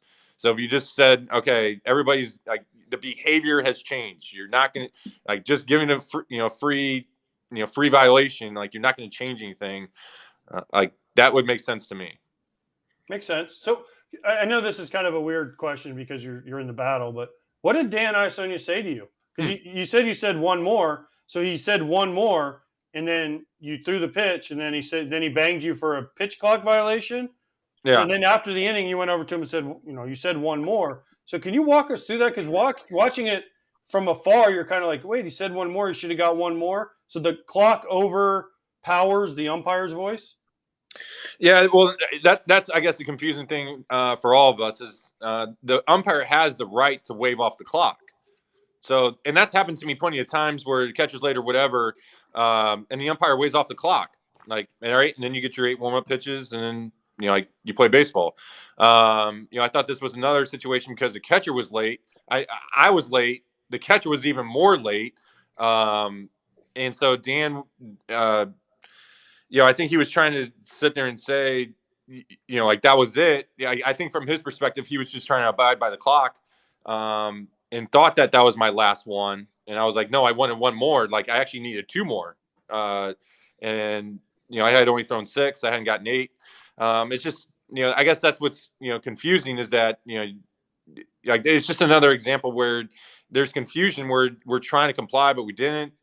And then you get banged for it. We actually changed the game because of this. Even though we're playing the game fast, we're changing the game. We're going to change the game. I just don't believe that was the intent of the clock when it got installed. That's not how we sold it. Like, hey, when the catcher's slow to get out, that's what's driving the pace of play. That's what's slowing down the game is that catcher running out so late. That's not what this was for. And so that's what's frustrating about it. Understood. Especially in Oakland, where you got to run 6 miles to the dugout. You got to run have you ever seen how big Oakland is? Scott? Yeah. I mean, if you're the catcher, I don't know who was catching you, but whoever the backup catcher is, they better get their ass out there. They better stop eating spread.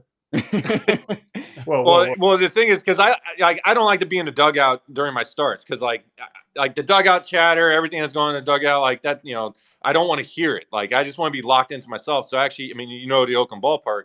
So I actually go up into the clubhouse and stay away from everybody. I'm just watching the game on TV. And so as soon as one out happened, I started walking down. As I'm walking down those stairs, all of a sudden I hear the 7th-inning stretch, and so I start sprinting. Like, what the heck just happened? I'm like, bat out of hell trying to figure out what's going on. They're like, hey, there was a line drive double play. I'm like, all right, so I'm running out there as fast as I can. So, yeah, it's wild. You know what the biggest thing is, too, and this will be a huge thing in the playoffs? Because have you been using calling your own pitches? Yep. Okay, so PitchCom. I mean, I've seen players – there's no way there's always a PitchCom problem for certain guys. And also, come playoff time, it's going to be loud as hell. So I can't wait to see that dynamic with the clock. Like, there are going to be – because some of the umps have been catching on, like, I don't care. So that's going to be crazy, too, because you're used to that. And then it's loud, or you might not hear it, and they're like, I don't care. You got to pitch. You're right. I know. There's been times where I'm pushing a button and it's not coming through. Like, I'm pushing slider, and, like, you don't hear it. So, like, explain that. Like, if I'm pushing slider, are we going to start saying that's a pitch clock violation? That's a disengagement? Like, it doesn't make sense. That's going to be a problem. I'm telling you. I know, because I'm saying this because other guys told me this. It's going to be loud as hell. They say they play Houston, and Houston gets loud. I mean, some of these places get really loud. Yeah. Who was it? Lorenzen last night said he couldn't hear in the no-hitter. It's a regular season game, and that park was not full. It was 30K to like 40. Oh. Right. Oh. So something to think about. You're going to have to work on your touch signs. Oh, if we had to go back to actually signs, I got it. I got the signs. You ain't cracking my signs. I got it. All the way back to 2022. Yeah, when you all did the signs. way back. Yeah. Well, Max, dude, great to see you. Great catching up. Awesome to see you with the Rangers and with this contending ball club. Appreciate the time as always, dude. All right, appreciate it. Thank you, Max Thanks, Scherzer, Max. with us Thank on you. FT Live. Thanks. That was great. Awesome. Max wasn't a shake first sign. I mean, I didn't catch him, but I'm guessing no. I didn't get him second very often either. So No chance. Oh, you couldn't try to steal I signs? couldn't try to be like, after 2. No. No, he seems like he's going to have the John Lester that don't make any sense signs. Yeah. What do you mean? John Lester's signs, they didn't make any sense to anybody but him and David Ross. That's what you want. It's a perfect sign. Well, except when you're the other catcher Oh, like the backup catcher? or the starting catcher that has to throw down the sign. You're like, wait, oh shit, what did I call? Timeout. There's like 20 codes. Yeah, I was like 1 and 5. I was like 1 was curveball, and it had to be follow the 5, and then the first sign after it was like, oh, okay, I'll give up. By the way, real quick, then we'll go do Immaculate Grid. Did you see Francisco Alvarez yesterday for the Mets? That was good. As fast as he ever run his life. Hell yeah. That was whatever. awesome. That was awesome. That's a heads-up play if I've ever seen one. Pitch clock winding down. He calls timeout and sprints out to the mound. I thought about you guys. I wouldn't have ran that fast. Did he have to run that fast? No, he didn't have to run. You just call timeout and you're good. Yeah. Yeah. The sprint part just made it seem cooler. How like, neither of you would have been able to do it. "No." Yeah. He's going to be Anyway, a stud for them. yes. There we go. There's the Immaculate Grid. All right, fam, let's play. And thank you for filling up the chat here during the Max conversation. He was awesome. So let's spend a few minutes on the Immaculate Grid. We got Philly, Texas, Seattle, Baltimore, Colorado, and 40-plus homer seasons. Can I get a Nolan Rymel for the Phillies? And let me see if he played for the Phillies. I got No, you can't do that. You can't do that. You can't do that. All my friends on TikTok said you can't use any device. That's your problem, having friends on TikTok. It is a problem. All right, do you want to try that? You got to try Nolan Rymel. He said it. Yeah, sure. Yeah. Nolan Rymel. How do you spell that? Reimold. Orioles and Phillies. REI. I know you're- Yeah, I remember him. He definitely was on the Orioles. Was he on the Phillies? We're about to find out. If it goes red, we're screwed. Ah, he didn't play for the Phils, Kratz. He played in the minor leagues. See, this is What why a I brutal suck at this start. game. Is there a benefit to? So I haven't done this too much. So I know you want to obviously get the answer right, Kratz. But for the percentage of how much they're used, is there a benefit? Is it you just want the a low lowest? rarity. The Okay. most random dude. By the way, Okay. Kip, we're already at 100 because of Kratz's first try. Can we rage quit? You know what rage quitting is? I know what rage quitting is. Unplug No, and yeah. I hate that. All right, what do we got here? We got a host here that fills one of these. Michael Young. For Phillies and Rangers? Yeah. Sure. Okay. This one's not going to go as well as last week. Do you know who's one of really the best sneaky college good at this? hitters ever? Someone just went Pete Incaviglia on us randomly. One of the best college hitters. Yeah, ever. Who did Adam Jones, Seattle and Baltimore. Did he play for the Mariners? Did he get a game in the big I leagues? thought he was a rookie there. No, yeah, we'll find out. I don't think he No. ever played in the big leagues. No. Phillies don't put it in Rockies. yet. We could Don't go put it in Brad yet. Hand. No one's guessing. I've got one from Toasty. He said Erik Burns for Colorado, Seattle. Okay. I don't remember Colorado, but Seattle for sure. Seattle was the end of his career. Must have been Burns. Phillies and Burns is a Baltimore buddy. would be Nice. Nice. Delman Young. 2%. Delman Young. Okay. I'm in for that. So like you wouldn't want to use Chris Davis for 40 home run Baltimore because a lot of people would probably use that. Well, you Yes, try to find correct. someone a little more Do not use Chris Davis. smoky. 27%. Wait, who went Brad Hand? I told Who's him doing Brad- this? Brad Oh, you Hand. said Brad Hand? Yeah, Phillies Rockies. But 27%. Damn. it's too recent, dude. 21%. Well, you got another one off the top of your head? I could have thought of one. Okay. All right, then go Texas, Seattle. Adrian Beltre. Way Yep, too yep. common of a name. Okay. What else? Anyone else could- have some help for Texas and Seattle? You got to think of one. I don't want to be the one. I don't want. Why not? You don't want to be wrong? I'm okay being wrong. It feels so right. Okay. I feel like Did Hank pitchers Blaylock would be play the for the easy Mariners? ones to use. What about Franklin? Not Franklin. The lefty hitter now, Miller. Brad Miller. He played for both. That's good. I'll take Brad Miller. He could have done the Philly Texas one too. There we go. 1%. Boom. There you go. Love that. Nice. Who'd you say? Seattle, Baltimore? I said Adam Jones, but I was shot down, so we haven't put one in yet or thought of a second. Nelly Cruz would be a good one. Harold Reynolds. Reynolds. No. Harold Reynolds. That's good. Wow. Let's do Harold. This will show if he does well. Nope, 3%. Okay, that's good. Now we got two guesses. We got to pick which one we think are going to be lower. There's not a lot of 40 homer seasons in Colorado, is there? Helton, Walker, Vinny Castilla, Dante Bichette, Galarraga. Galarraga. Ellis Burks. Ellis Burks. That'd be a Burks good one. Burks is probably the one I'd go with. Okay. Nice. Okay.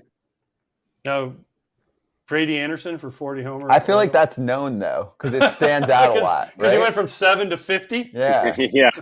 Best batting stance or mechanical tweak He used to ever. run in the outfield in just his sliding shorts in spring training. What's During the second, games. the second baseman for Baltimore, 40 home runs, the 1 year? Brian Roberts. Brian Roberts. Didn't he have 40 that No, 1 there's year? no way No, he he had didn't 40 have 40. No, I don't think so. Texas, you could go Gonzalez. I mean, you could go a lot of guys. Larry Sheet. Larry. No, he had like. What about like 30-something. what about like Frank Robinson or someone back in the day? I don't know. Frank Robinson.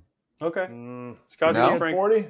I think he had to have. At some I point. mean, this is not a great grid. I'm going to be real No. with you. we We're screwed it not on the first doing one. great, but let's try it. We didn't do anything. I Frank did. Robinson. You should see the one we put together last week. It was good. I saw Adam it. Jones was incredible. Al, he had like. Frank Did we lose that Robinson. one? Oh, we got it. Okay. We ran out of guesses. All right, it's 141. okay. 141 is not terrible with 100 on the top. So Right. Who would we put for Texas? You know what 40 we got homers? last week? Uh-uh. It was single digits. Seriously? Yeah. Adam Jones had done it before. I don't think so. Dude, I don't know. He had rando Orioles dudes. He had one dude that I hadn't heard of And I'm like, how'd you get that? He's like, he's an Oriole. I know the Oriole dudes. It was a good one. I don't remember who it was. Maybe one of our producers. Oh, he got the super rare Rookie of the Year Oriole guy, and it was like, yes, come on. No, but that's real. He played for the O's. He probably saw that. Yeah. Like I buy that. Oh yeah. Jonesy did play for Seattle. Oh, he did? Yeah. For a few games? 06, 07. He had like 70 plate appearances for each year, the first 2 years. Okay. See, I was wrong twice. One was right, one was wrong. All right, that was good. But if you enjoyed that, then cool. We did it. All right, let's hit That's What He Said.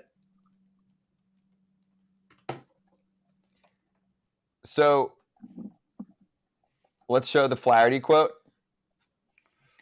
And the energy was great. I mean, I haven't had to turn my pitch comm up while pitching at home in a while. Oof. Shots fired. But I loved it. He's not going to be a Cardinal. Yeah. Fine. He's making friends, and he's not saying he never had to do it with Cardinals. They were down this year, and he did it this year. I'm trying not to stir the pot for him. Why? Don't He stop stirred that. it himself. And I think it's awesome. I love that stuff. I love an answer like that. Bring it. It was honest. It was honest. Yeah. Plus, if a Cardinal fan was really pissed, like let's say a random Cardinal fan ran into him somewhere and was like, hey, you said it wasn't that loud this year. I'd be like, yeah, no shit. We weren't good this year. Yeah. You shouldn't be loud. Don't go freaking crazy. We're not good. So I was fine with that. Okay, let's go to Shohei Ohtani from Sam Blum, who's been on the show for The Athletic. Ohtani said he was, quote, frustrated with the way that he was pitching. 6 innings, no earned runs, sucks. Phil Nevin said after the game, Ohtani is quite tired. Ohtani didn't push back on that, but noted that everyone is tired this time of year. Ohtani said if he needs a day or two off, he'll say something. Ohtani, asked about the team's playoff chances, said, quote, I know it's not extremely high right now, but there's obviously a possibility there. We're trying our best every game. We're trying to get some wins, and we've got 2 in a row right now. They're hot. Break up the Angels. They just lost 7 in a row, so they had to win eventually. He did pitch well yesterday, though. But it's almost like too little, too late, right? Well, there's nothing more he could have done this year. When the I season know, ends, we're going to go. Totally not saying that. But he only hit 58, guys. No. But that's not what I'm saying. I know he's tired, because he's carried that damn organization for the whole year, pretty much, and even last year, the last couple of years. I mean, Trout's been good, but Trout hasn't been as good as he was. And Trout's been hurt too. Trout's also been hurt, and we love Mike Trout. I mean, they're 7 out right now. They're 500, and they're behind 4 teams to get a wild card. No chance. Okay. 0 chance. What else can Shohei do? There's nothing else you can do right now. Right, guys? No. Yeah, I got nothing. What's he supposed to do? He can't. You can't sit there. Like, you can't ask anything more from him. No. Even his responses are perfect right now. Yeah, and I don't want to beat whatever you I love would when he's call like, I'm tired, but everyone's tired, right? Yeah. I mean, he gets it. Ohtani's 10-5 with a 3.17 pitching. Yeah, and he's a top 5 hitter in the sport. And he's got a 1,076 OPS. Golly. Right? It's ridiculous. I mean, what do you want out of the guy? I mean, he's hitting. I mean, it's stupid. How many stolen bases does he have? 16. So he's hitting 306, 40, 83, 16 stolen bases. 1,076 OPS. I wouldn't really want him doing too much, but if he ever decided to just start stealing, he could get 50 plus. Oh yeah. He's there in 4 strides. Totally. That was the thing that impressed me when I played against him when he was 19. It's the first thing I noticed about him, how fast he was. How fast he got to first base. He popped the ball up. And how fast he got. Your mind goes like, just timing. You think somebody's going to be somewhere. And I was like, what? Yeah. You know, it was the same game. He hit 161 kilometers when he pitched, and then he freaking hit this pop-up, and he gets to first base, and I was just like, whoa, that guy's awesome. And this was back in 14. My thing is, and I know it's been talked about a ton, but I still feel like I'm hearing quite a few people, other pods and things I listen to, be like, there's still a chance he signs back with the Angels. I'm like, what? Are you crazy? There's a chance. There's a chance I sign with the Angels too. Yeah. Well, like a legitimate chance. And I'm like, what are you trying to say? I'm sorry. he winning matters to him more than anything. Pride, all of that. Here's the thing nobody knows, and we beat this dead. Nobody knows what he's looking for. Mm-hmm. He hasn't said. I do. Yes, I do. Other than winning. Winning. Okay, but that's it. But he hasn't said he hasn't said location. I mean, he did when he first signed, but he hasn't said another Japanese guy on the team. He hasn't said big city. He hasn't said big market. He no just said Japanese winning. Guys. That's what I'm saying. He hasn't said that. So nobody really. Listen, we're all speculating here, and we're all throwing it at the Dodgers because we feel like they're going to throw the most money out at him. But until we actually, I want to hear from him. Can we get him on tomorrow and ask him? Or actually Monday. Let's bring in our Sheffield shuffler friend right now. Chef, how we doing, man? Good to see you. No, you're out. He's out. Oh, maybe he'll go to Knew that was going to happen. He's out. Great first impression. Why would you come on with that hat? And the shirt I can get with, but the hat is not. It's a nice hat. You would think someone who's being authentically themselves, you would appreciate that, regardless if you like it or not, right? Joe West is always authentically Hell Joe yeah. West. Does Joe West get royalties on that shirt? Don't show him. Not through me. Hey, let me get your comments on this, just because I'm sure your fan base covers a lot of different sports, right? We're baseball centric here. So on Shohei Ohtani, we don't know much, but I do know one thing. He has continuously said he wants to win. If you're him, and that's the number one thing on your mind, and I present you what the roster looks like the next few years, what the farm system looks like, and don't think that some marquee free agents don't do that. They do their homework, many of them. He's going to be like, no, this is not it. Well, Chef? Yeah. Was that a question? I didn't hear that. Yeah, that was your question. Sorry. I thought okay, here, I'll answer the question. Yes. Why are you have a Cubs hat on your No. head? If you're him, like, why would you I can't come up with a reason why he would re-sign with the Angels besides, I'm comfortable there. I mean, we've seen players do that, right? Not to name any names, but there are definitely players who stay on the West Coast just because they might be comfortable. He's seen what it looks like to go for it. So there's a lot of other teams on the West Coast. And Kratz, like you were mentioning too, like there's a family aspect. Like maybe you're set up and you're comfortable there. Who knows, if that's important to him, if that's a part of his future. So I think that goes into it as well. Now, are you a Cubs fan or you're just wearing the Cubs? So I'm born and raised in Chicago. I just moved to outside of Philly 2 years ago. So that's why I assimilated to the culture and I had the Phillies hat on. So that's a little bit of my backstory. Okay, so I've got two topics I want to hit with you. Number one, on the Cubs. Do you like that they said, screw the critics like me. We're going to actually trade for a guy and we're going to be better than you think. And they're playing that out. And I was completely wrong at the moment. Yeah, I mean, what fan doesn't want to see that, right? I mean, whether you believe it or not, at least you're going for it, right? I mean, people criticize the Yankees because they didn't really do too much at the deadline, and it's like, what are we doing? Are we going for it? Are we not? So as a fan, that's absolutely what you want to see. You want to see this young roster performing, overperforming, outdoing their expectations. So as a fan, you want to see that whether you believe in it or not. I mean, as a Cubs fan, you are what do they call lovable losers, right? Like we're helpless romantics. Like we're like, yeah, we got a shot. We can do it. So there's always some kind of belief there. All right. You said you're assimilating yourself to the Philly area wearing the Phillies hat. How hyped is this area right now with all that happened at the bank last night? Not just the no-hitter, everything. Yeah, that's what I want to talk to you guys obviously about as well as the no-hitter. But this area, I mean, you can't go to a Wawa without people saying like, yo, go Birds or go Phils. I mean, this area is very excited for. I mean, I made a video that said this town right now is the best sports town. Okay. I went to the Eagles practice. There's 50,000 fans there. The bank is sold out every night. You got, a guy who plays his first major league game hitting a home run. I mean, there's a buzz around the city, and especially in a city that's so for their teams. You don't get that everywhere. So it's very special, and you can feel it everywhere you go. Yep. Love that. Except for I got one problem. Philly, best sports town ever. Come on. I mean, right you're now. Right now. Chef, we got blitzed with some good news. You'll like this, so we'll get you on again soon with more time. Give me one question you have for Michael Lorenzen. He's about to join us. He's going to take over your link. Oh, nice.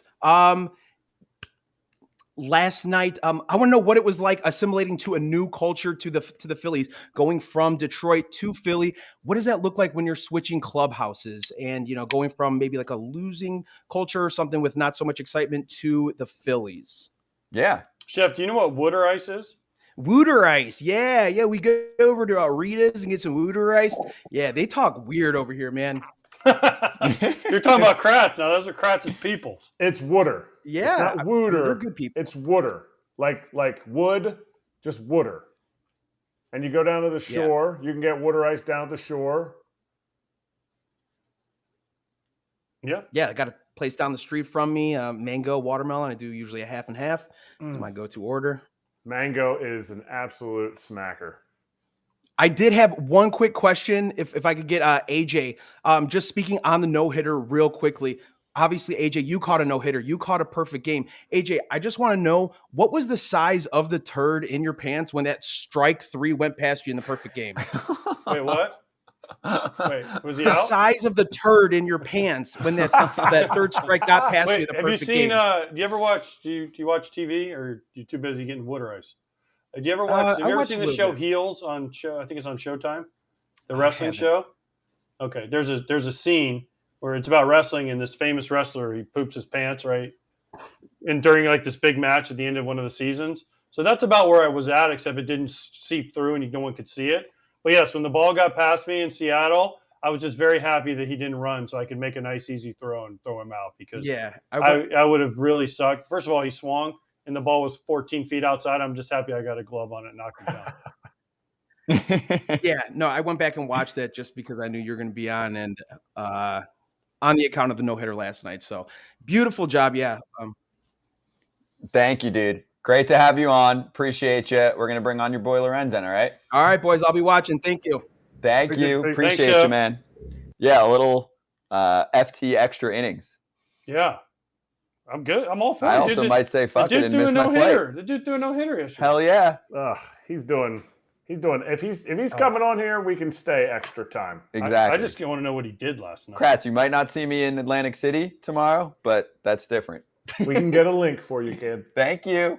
By the way, just want to shout that out, because we'll bring on Michael, and then we'll say goodbye. So we'll spend some time with the big man with the no-hitter yesterday, but we'll be in Atlantic City tomorrow at Borgata for the live show. We will see you there. Is Michael good to go?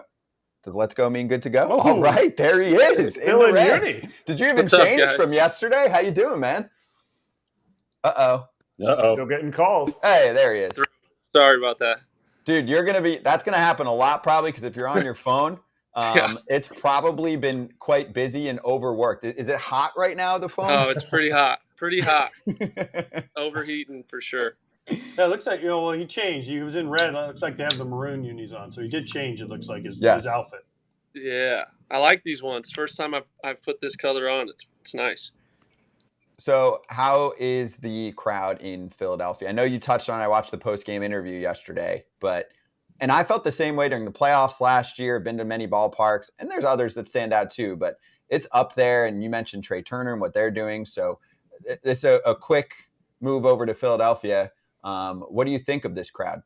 Man, it's been incredible so far. That, like I said, the energy that they're able to create in that stadium. It was so loud when I walked out for the ninth. It was so loud. It was insane. Every pitch, I couldn't hear. The pitch comm was turned up all the way to level 20. I couldn't hear what JT was calling. So I was like trying to tell him to, go old school, I guess you say now, and put down some fingers.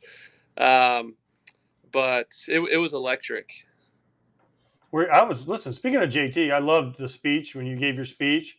And the first thing you did was you said, JT, thank you so much, because as a former catcher, Kratz and I, we love when pitchers acknowledge that we're the smart ones in the relationship.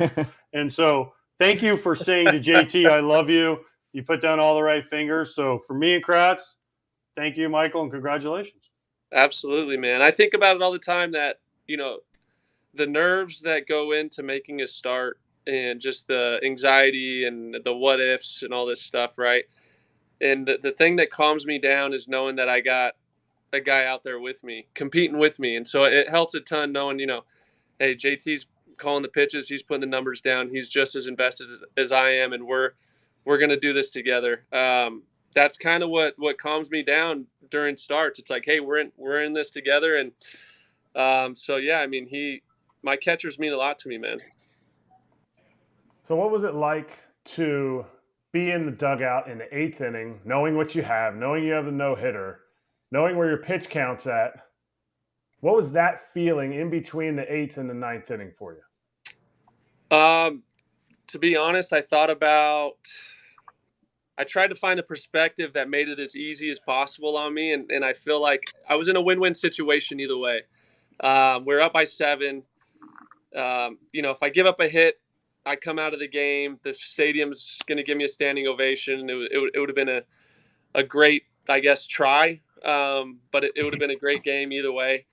And so worst case scenario, that's the worst case scenario for me. And so I was just honestly, I was thanking God between innings, like just the situation that I was in. And I was just going to go out there and just fill up the strike zone, and whatever happens, happens. I mean, it's win-win. And the fact that it ended up, the way it did and finishing that no-hitter, it was incredible. Now, what took place afterwards? Did it were you able to get to your phone kind of and see all the amazing videos of your families when they were watching the game? Did it kind of, all the adrenaline kind of wear off and you realize how much you had just used and how tired you got? What'd you do after the game? Man, a lot of it was, a lot of media stuff, and then hanging with the teammates, got to sit down in the clubhouse with the guys for a little bit. And it blew me away by how all of them would talk about how emotional they got seeing me with my family. And they were all standing out there, supporting me for 10 minutes after the game was over. And they're like, man, when we saw you hold up your daughter, like a lot of us were looking at each other like, I think I'm going to go inside now, because I'm starting to get teary-eyed and stuff. But so, man, they had my back. We enjoyed a good night together. We had that toast that I think's going around on social media. And then really it was just do my arm care. I threw a lot of pitches, so I had to take care of my arm, get some treatment done, grab some food, and just enjoyed it back at the apartment with the family, man. We really soaked it all in, and we went over. My wife likes to know the ins and outs of certain situations, and what were you thinking during this, and what were you thinking during that? And so we just kind of went through it all, and man, we soaked it all in. It was awesome. Hey, good for you. It was awesome that your family got to be there and enjoy it. And the best, we already talked about this earlier. It was so great of the Phillies broadcast to show your family and your mom, and they were praying like, one more, just please, just one. It was amazing. Right here, they're like, oh my gosh, please God, let them just get one more. And then the reaction after, right? So when your wife and you were discussing situations, at any point did she say, if Rob Thompson comes to you and is taking you out because you had 111 going to the 9th inning, was there a fight that was going to happen? Because he's not Amir Garrett. Rob Thompson's not Amir Garrett now. So, there could have been a little bit of a, hey, I'm going out there no matter what. Oh, yeah. Yeah, that would have been tough to be taken out of a game like that. I would have fought for it pretty hard. It is only my second game with the Phillies, so it would have been a little bit of an awkward fight, but I would have fought pretty hard for it, man. I mean, you don't really get that, you just never know if you're going to see that situation ever again or have that opportunity ever again. And this is my 9th year. And so you never know how many more years you have. And yeah, it's just the fact that he let me go out there. He allowed for that to happen in a game where that doesn't usually take place. And so hats off to Skip, man. Now, I mean, there's not much better ways to become a good teammate to a new team than going out and doing something like this in your second start and having 2 good starts. But let's talk about you being a bad teammate for a little bit and how you stole Weston Wilson's thunder of his home run. I know. So, I mean, is there some sort of apology? Is there what are you gonna make it up for him? I've already given him the apology. I'm like, man, like that was incredible yesterday. I'm sorry. And he was like, dude, don't be sorry. I got to be a part of that in my first big league start. So I was like, I know. I was like, well, at least your family got to come down on the field and celebrate with you. Like there was videos of him and his I don't know if it's his girlfriend or if it's his wife, but man, yesterday was just an all around insane game with him hitting his first home run, his first at bat. He's been in the minor leagues for a really long time, so he's grinded. And then Nick Castellanos hitting 199 and 200 career homers, and just everything about it was pretty cool with the way it played out. Yeah, I would tell Wes, hey, dude, welcome to the bigs. That was awesome. Not every regular season game's like that. Yeah, I know. Today's probably the just bar going to be pretty normal. Yeah. Let's just get a dub. So a lot of fans are asking because they watched the interview we had with you a few months back where we talked about Vans. Remember, you're like, I don't know what your sponsorship situation. This is an independent show. We can do whatever we want, right? And you were like, hey, and you told us why you loved wearing Vans, and it resonated with a lot of fans too. So how cool was it to wear something different from everyone else, right? And send those spikes to Cooperstown. And damn, man, are you getting the Vans sponsorship deal? You're going to be in some commercials for them? Like, this is cool. You might start a revolution of young ball players that wear Vans in the bigs. It could be a good opportunity. I'm hoping to have something in the works soon. Nice. It could be really cool. Maybe some type of collab with just an ultra range shoe would be really cool. So we'll see how it unfolds, but I think we have something coming in the near future that'll be pretty cool. Is that going to be the gift for everybody? Because no-hitter pitchers, they buy a gift. It's going to be something a little bigger of course. For JT. Have you course. thought about that since you probably didn't sleep at all last night? Oh, no, yeah, that's already in the works. We're looking into a bunch of stuff. So, yeah, that's already in the works, and we'll get it handled, and I'm sure it'll get around once it kind of comes out. Custom Vans. No, dude, you got to go way bigger than that, dude. They better be like gold-plated Vans, Kip. Come on. Still custom. Yeah, it's still custom. You can see in front of me, that's my mask. The White Sox got a bronze from Humber's Perfect Game. Oh, sick. That's awesome. So, which is pretty cool. I'm not going to give you, I got watches and stuff, no. He's creative. He'll come up with something. Yeah, but good. Have you talked to JT today? Because one of my favorite things to do is talk. And as someone that's been through this and lost him in 8 2/3 and then been lucky enough to have some happen. Have you talked to JT and said, dude, how nervous were you? I don't know if you heard the guy. We just had Chef on before, Sheffield Shuffler, and he asked me, how nervous were you? So I want to know, have you talked to JT? Because as a catcher, dude, you just don't want to fuck it up, okay? Like, you're rolling. Like, just do not fuck this up for the pitcher because it's their moment. So have you asked him how he felt? I just got to the field probably like 15 minutes ago. I ran into him, and he's like, did you get any sleep last night? And I said, nope. The kiddo had me up at 6:30 in the morning. And I go, did you? And he goes, absolutely not. So that's about it. And then I had to hop on this show.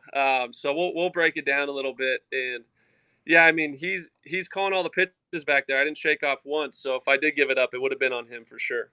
So the baby didn't sleep. Is that because every time I live here in Philly, so the local telecast had it, it was like on every TV everywhere.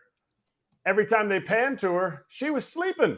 That baby was sleeping in the 9th inning. Obviously, it was awake, but rude. How many naps did she take during the game? You have any idea? Yeah, she probably took a few. I have no idea. I know my wife in the beginning of the game tried to put her in childcare a little bit, and she was a little too fussy, so she had to go grab her.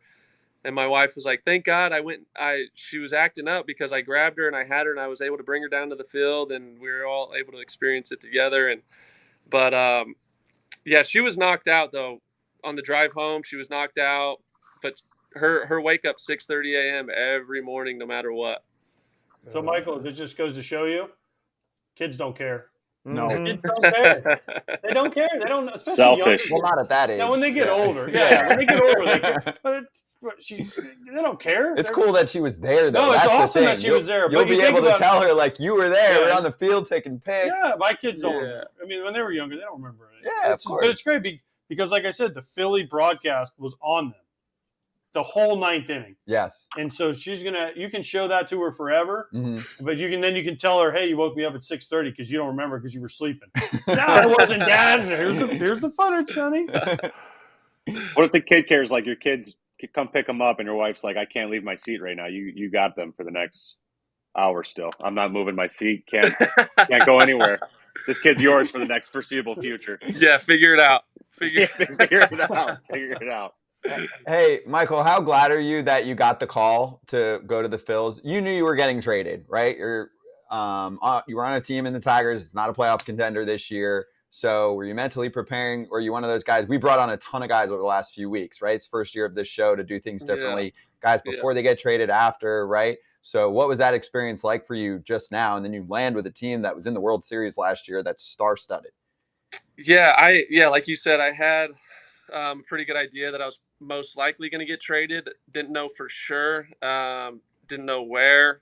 And the Phillies kind of came out of nowhere. And, they weren't really in the rumors. And that's why none of the rumors really matter when you're going through something like that. But, man, to hear that it was the Phillies, and I knew a ton of guys on this team before I got over here. So it was like, man, that'll be easy for me to kind of gel into that clubhouse. I knew some of the staff. I knew the pitching coach. So it's made it a smooth transition. And, man, these fans here are wild. So I knew, like, hey, this is going to be some fun baseball that I haven't really been able to play in my entire career. So because the last time when I went to the playoffs, it was 2020, so we didn't have any fans in 2020. So I didn't get to experience that type of atmosphere yet, even though I've been to the playoffs. So being able to come to Philly and play in front of these fans and play some meaningful games, it's awesome.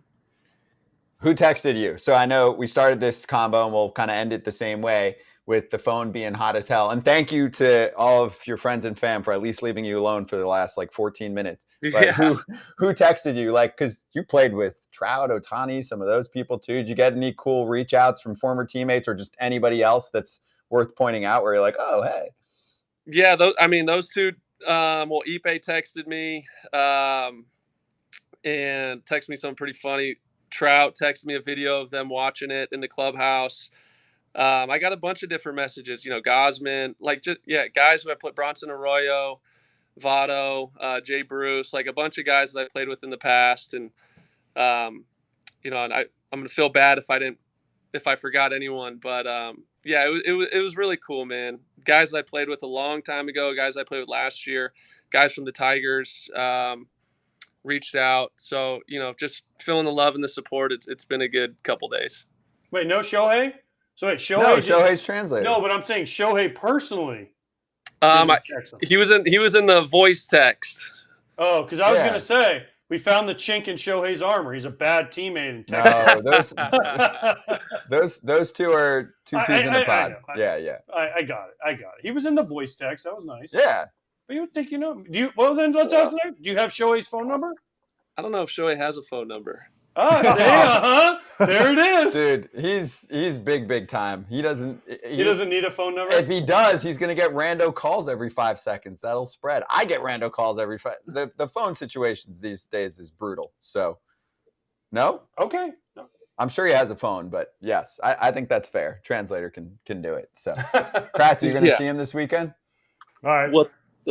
I'll be down for alumni weekend this weekend. I'll be the guy that just kind of stands around the edge, so I'll come and give you a high five. All right. So I can say a high five to no hitter. Just like old times. Just like old times. Really didn't do anything. Hell yeah. That stands around the edge. Man, the Phillies have a low standard for their alumni days. I live close. It doesn't cost them anything. Michael, awesome day. What a freaking night. And thank you for joining us right afterward. Important for everyone to kind of hear from you like this. So appreciate you, man. And Kratz will see you in Philly this weekend. Right on, guys. Appreciate you. Thanks for having me. Cheers. Thank you. Yeah, Michael Lorenzen with us on Mike. FT Live. That was awesome. All right, let's slap hands. Let's do it.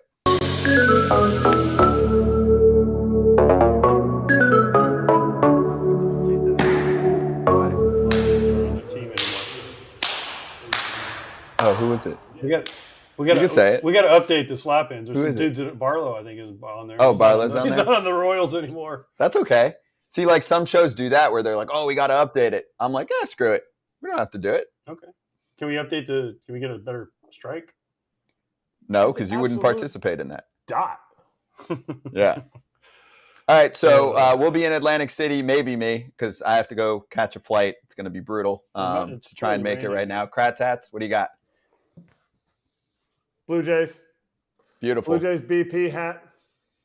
This was the first year that they switched over to it. One of these days, I just found my Blue Jays minor league hats. When the minor leagues, the hats weren't fitted. It was like a Velcro hat. So this is just an epic Blue Jay BP hat I love it. from spring training So, Kratzy, I will see you tomorrow. in like 12 hours, Kate. Yeah, in person, if I make it. We'll also see Jose Trevino, who's out for the year for the Yanks, but he's going to join us. That's cool. Ratty Telez on his way back. Kip, picked a nice day to join us, huh? He doesn't care. Kip? He gone. Quit. At least Free's like the Aaron Boone. Wow, what a day. Thanks, everyone, for joining us. Lorenzen and obviously Scherzer earlier was awesome. If you missed any of that.